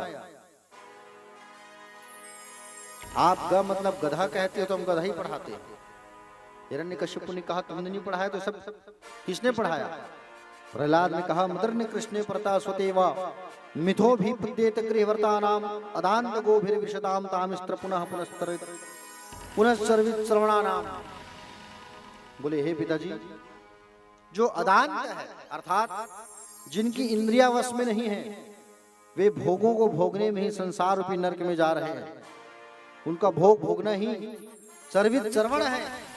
ऐसे लोगों की बुद्धि अपने द्वारा अथवा दूसरे के सिखाने पर भी भगवान में नहीं लग सकता। हे तात, महापुरुषों के चरणों की धूलि में स्नान करने के बाद मति भगवान के चरणों में लग जाती है। अच्छा, तू भगवान का नाम ले रहे हैं।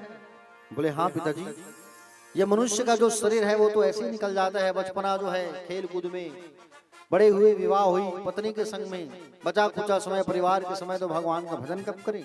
ये अभी समय है जब हम भगवान का भजन कर लें, ऐसा कहने लगे। हिरण्यकश्यपु को गुस्सा आया और सिपाहियों से कहा, ऐ सिपाहियों पकड़ो इसे, जाओ मारो, पहाड़ से फेंक दो, इसके शरीर से भगवान के नाम का भूत निकल जाए। ऐसा कह करके उन्हें फेंक दिया। सिपाहियों ने पकड़ा, अब पकड़ करके उन्हें पहाड़ से फेंकने के लिए ले गए।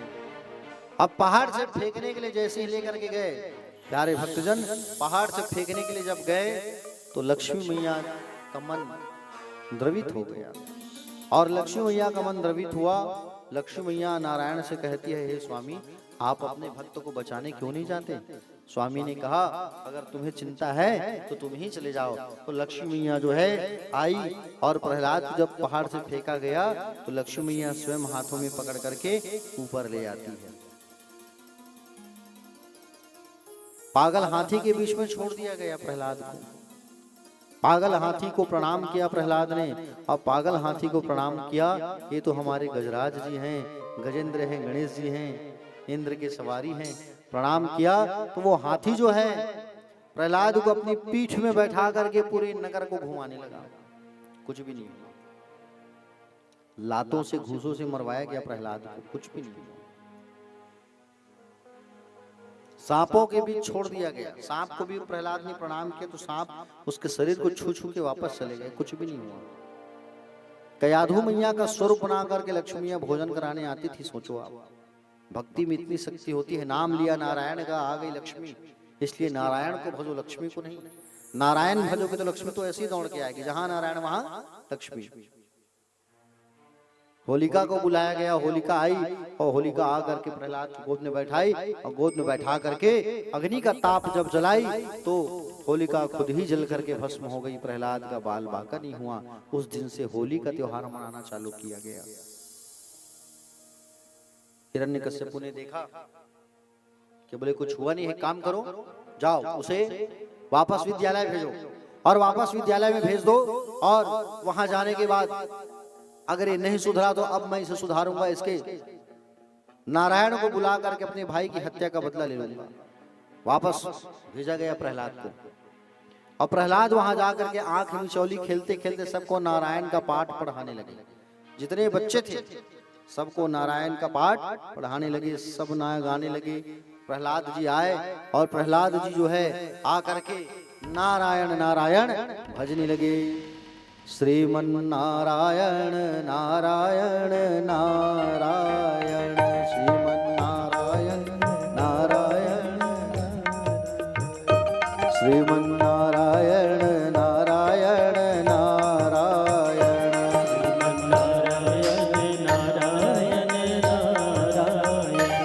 श्रीमन नारायण नारायण नारायण,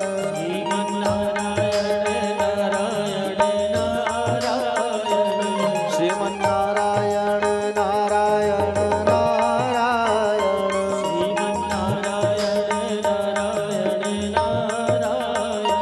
भजमन नारायण नारायण नारायण,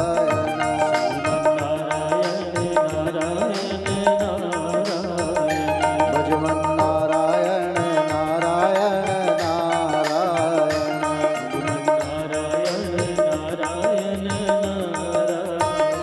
लक्ष्मी नारायण नारायण नारायण,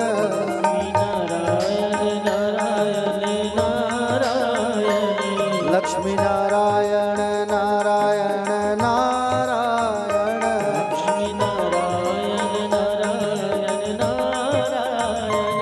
बद्री नारायण नारायण नारायण,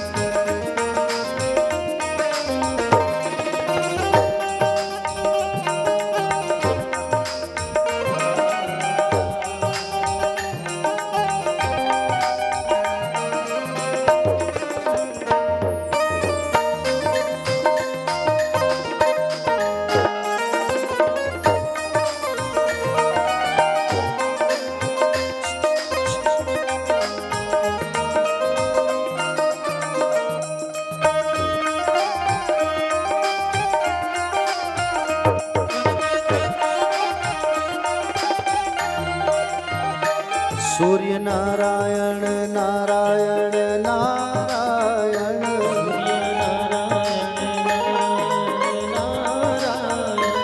सूर्य नारायण नारायण नारायण,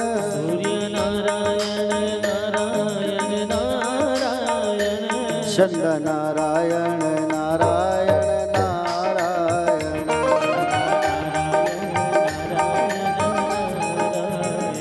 श्रीमन नारायण नारायण नारायण,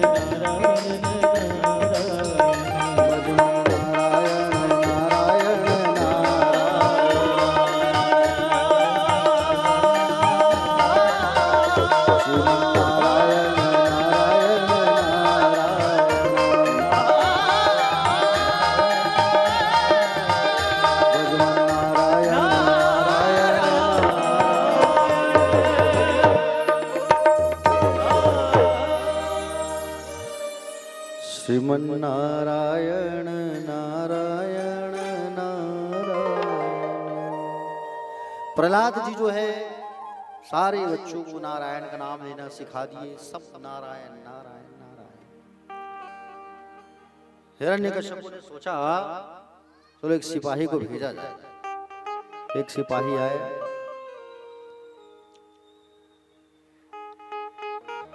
और सिपाही जी आए, और सिपाही जो है आकर के देखा कि सब नारायण नारायण का गुणगान कर रहे हैं। सिपाही लोग गए गुरुजी के पास, संडामर्क के पास जाके कहा क्या गा रहे हैं सब हमारे शत्रु का नाम। संडामर्क आकर के प्रहलाद को चुप कराया, चुप हो जा भैया, नहीं तो हमारी खैर नहीं, तुम्हारे पिताजी हमको मृत्यु दंड दे देंगे। चुप कराए, जैसे ही पकड़े प्रहलाद को, संडामर्क को भी करंट लग गया और वो भी नारायण नारायण रटने लगे। सिपाही आकर के जैसे ही पकड़े, छुए, चुप हो जा, तो उनको भी करंट लग गया नारायण के नाम का, नारायण नारायण नारायण नारायण। सिपाही जो है वापस नहीं आए। हिरण्यकश्यप ने सोचा कि बोले समय बीत रहे हैं, मैं ही जाकर के देखूं क्या चल रहा है। हिरण्यकश्यप जो है खुद ही विद्यालय जाने लगा, और हिरण्यकश्यप जो है खुद ही विद्यालय जा रहा है, क्रोध की अग्नि में भड़का हुआ है। चलते हुए आया और हिरण्यकश्यप आया, देखा, जोर से चिल्लाया,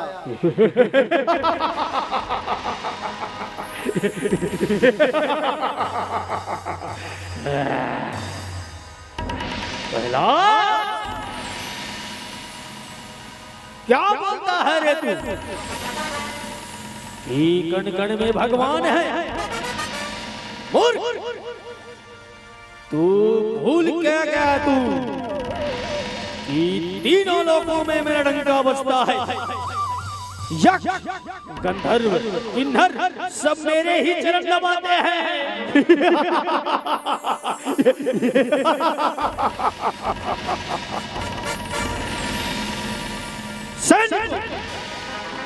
इस बात में इसी खंबे से आज इसके प्राण लेकर ही दम लूंगा। क्या क्या इस खंबे पर भी तेरा भगवान है? बता, कहाँ कहाँ दिखता है तेरा भगवान? कहाँ दिखता है तेरा परमात्मा तुझे? तू बहुत उद्दंड हो गया है। तूने मेरी शक्ति को ललकारा है, मेरे बल को ललकारा है। मैं अभी तुझे यमपुरी पहुंचाता हूँ। अब मैं तेरा काल बनकर तुझे धूल में मिलाता हूँ।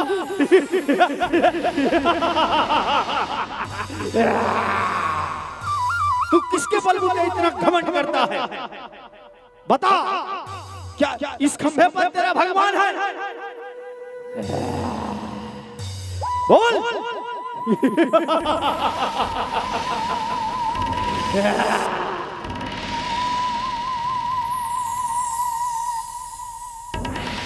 हिरण्यकश्यप क्रोध में भर करके पूछा, क्या तेरे नारायण इस खम्भे में हैं?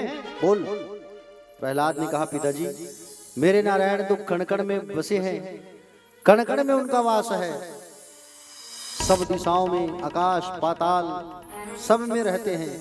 हरि व्यापक सर्वत्र समाना, प्रेम ते हो ही प्रकट में जाना। अच्छा, क्या इस खम्भे में हैं? बोले हाँ, आप खुद ही सुन लो। जैसे जा करके हिरण्यकश्यप कान लगा के सुने, गड़गड़ाने की गड़गड़ गड़गड़ गड़गड़ आवाज आई। क्रोध में आके तलवार में जैसे मारा हिरण्यकश्यप ने खंभे को जैसे मारा, तो वहां से भगवान नरसिंह प्राकट्य हो गए। बोलो नरसिंह भगवान की। और दोनों में युद्ध होने लगा।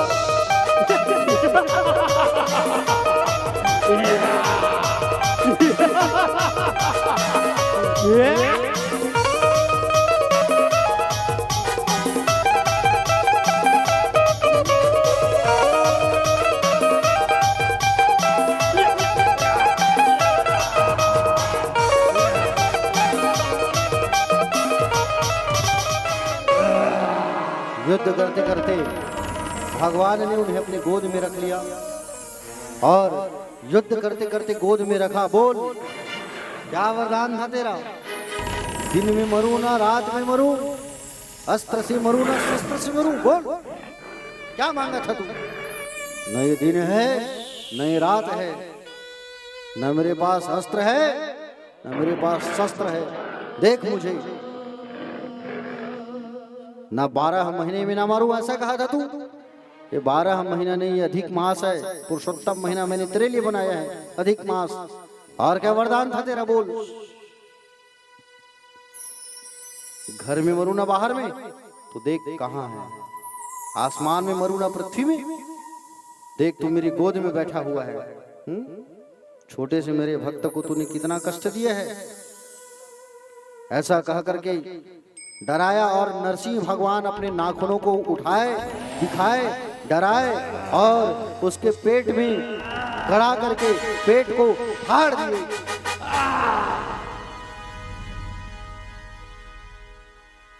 हिरण्यकशिपु मारा गया और हिरण्यकशिपु मर गया।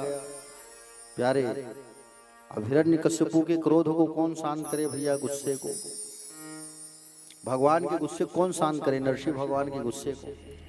हिरण्यकशिपु तो मारा गया, नरसिंह भगवान क्रोध में एकदम। सब लोगों ने सोचा धर्म पत्नी को बुलाए, लक्ष्मी मैया को धर्म पत्नी की आते ही भगवान का गुस्सा शांत हो जाएगा।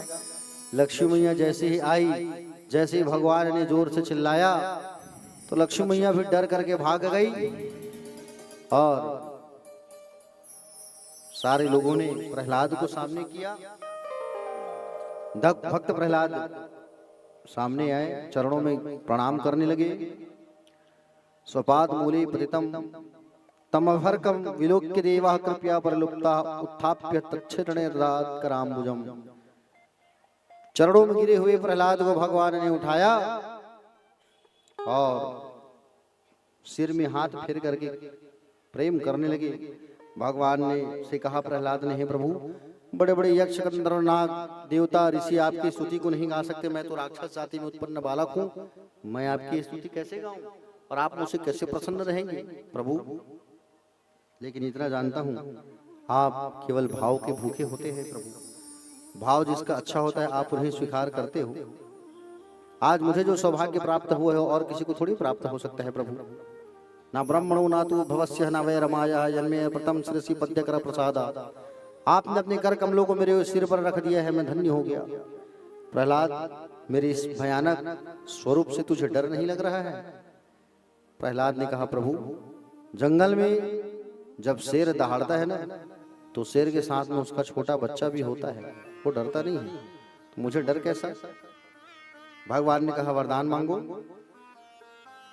प्रभु, मुझ में कभी मांगने की भावना ही मत आए, मांगने की भावना मत जागे मेरे अंदर, बस आपकी भक्ति करते रहूं।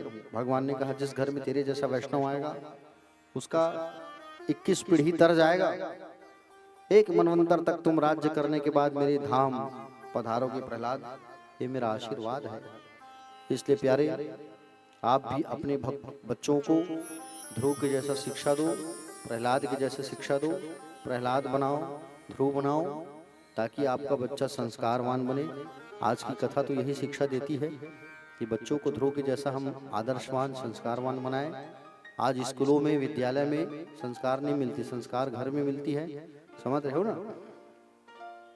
तो आइए, भगवान का सुंदर प्राकट्य हुए नरसिंह भगवान का। पंजाब में हुआ था भगवान का प्राकट्य, नरसिंह भगवान का, मुल्तानपुर शहर में। इसलिए पंजाब के लोग भगवान के नाम को सरनेम बनाए हुए हैं, लिखते हैं, जैसे नरसिंह है ना, सिंह, जैसे बलबीर सिंह, युवराज सिंह, ऐसा लिखते हैं। हाँ, भगवान का प्राकट्य पंजाब में हुआ था।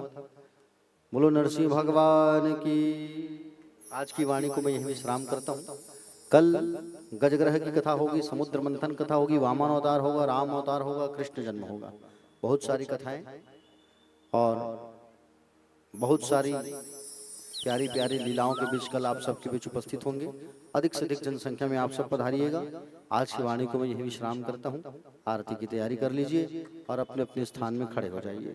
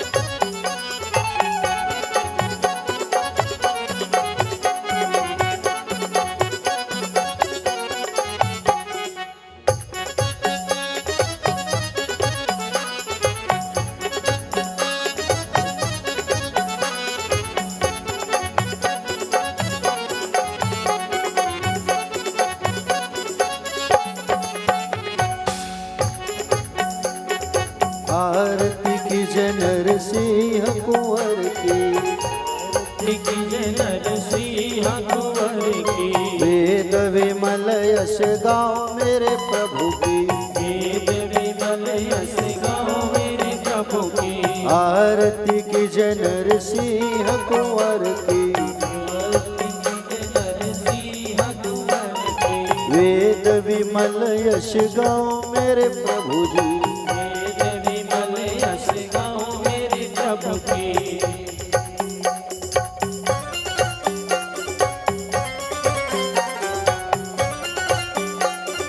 जय हो।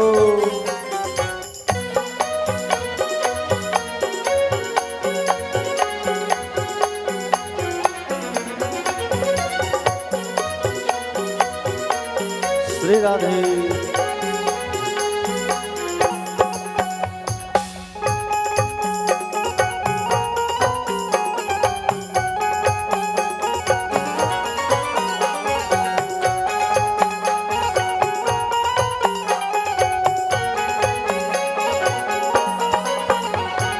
पहली आरती प्रहलाद उबारे, पहली आरती प्रहलाद उबारे, हिरण्यकुश नखोदर विदारे, हिरण्यकुश नख विदर विदारे, दूसरी आरती वामन सेवा, दूसर आरती वामन सेवा, बलि के द्वार पर हरे हरि देवा, बलि के द्वार पाधर हरि देवा, आरती की जय नरसिंह कुंवर की, आरती की जय नरसिंह कुंवर की,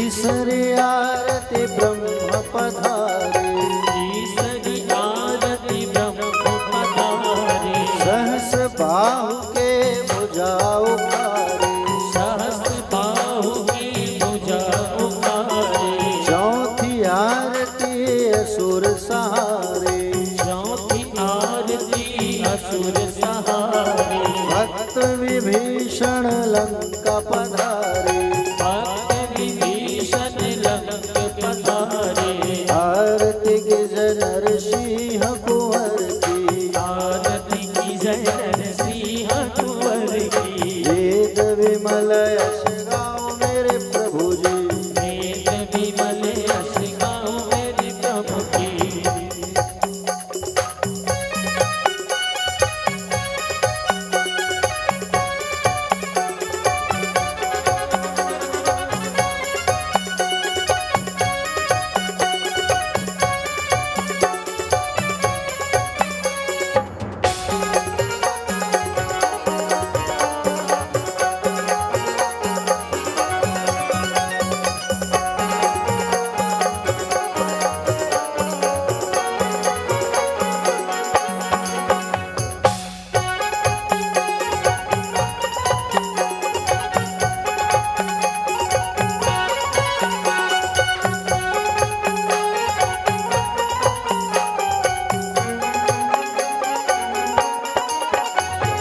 पांचवी आरती कंस पछाड़ी, पांचवी आरती कंस पछारे, गोपी ग्वाल शाखा प्रतिपाली, गोपी ग्वाल शाखा प्रतिपाले, तुलसी को पत्र कंठ मणि हीरा, तुलसी को पत्र कंठ मणि हीरा, हरखिनी रखी गवे दास कबीरा, हरसिनी रखी गावे दास कबीरा, आरती के जय नरसिंह कुंवर की, आरती की जय नरसिंह कुंवर की, वेद विमल यश गाओ मेरे प्रभु जी, वेद विमल यश गाओ मेरे प्रभु की, आरती की जय नरसिंह कुंवर की, आरती की जय नरसिंह कुंवर की, वेद विमल यश गाओ मेरे प्रभु जी, वेद विमल यश गाओ मेरे प्रभु की, आरती की जय नरसिंह कुंवर की, आरती की जय नरसिंह कुंवर की, वेद विमल यश गाओ मेरे प्रभु जी, वेद विमल यश गाओ मेरे प्रभु की।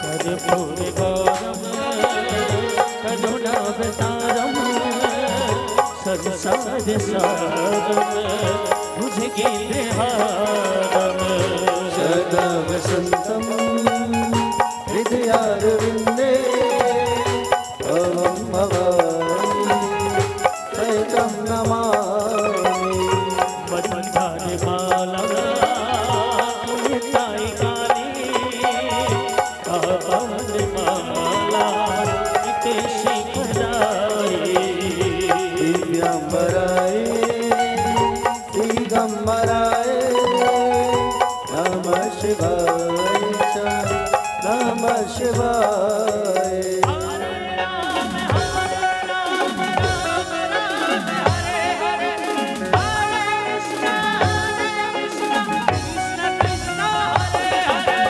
हरे राम राम राम हरे हरे, हरे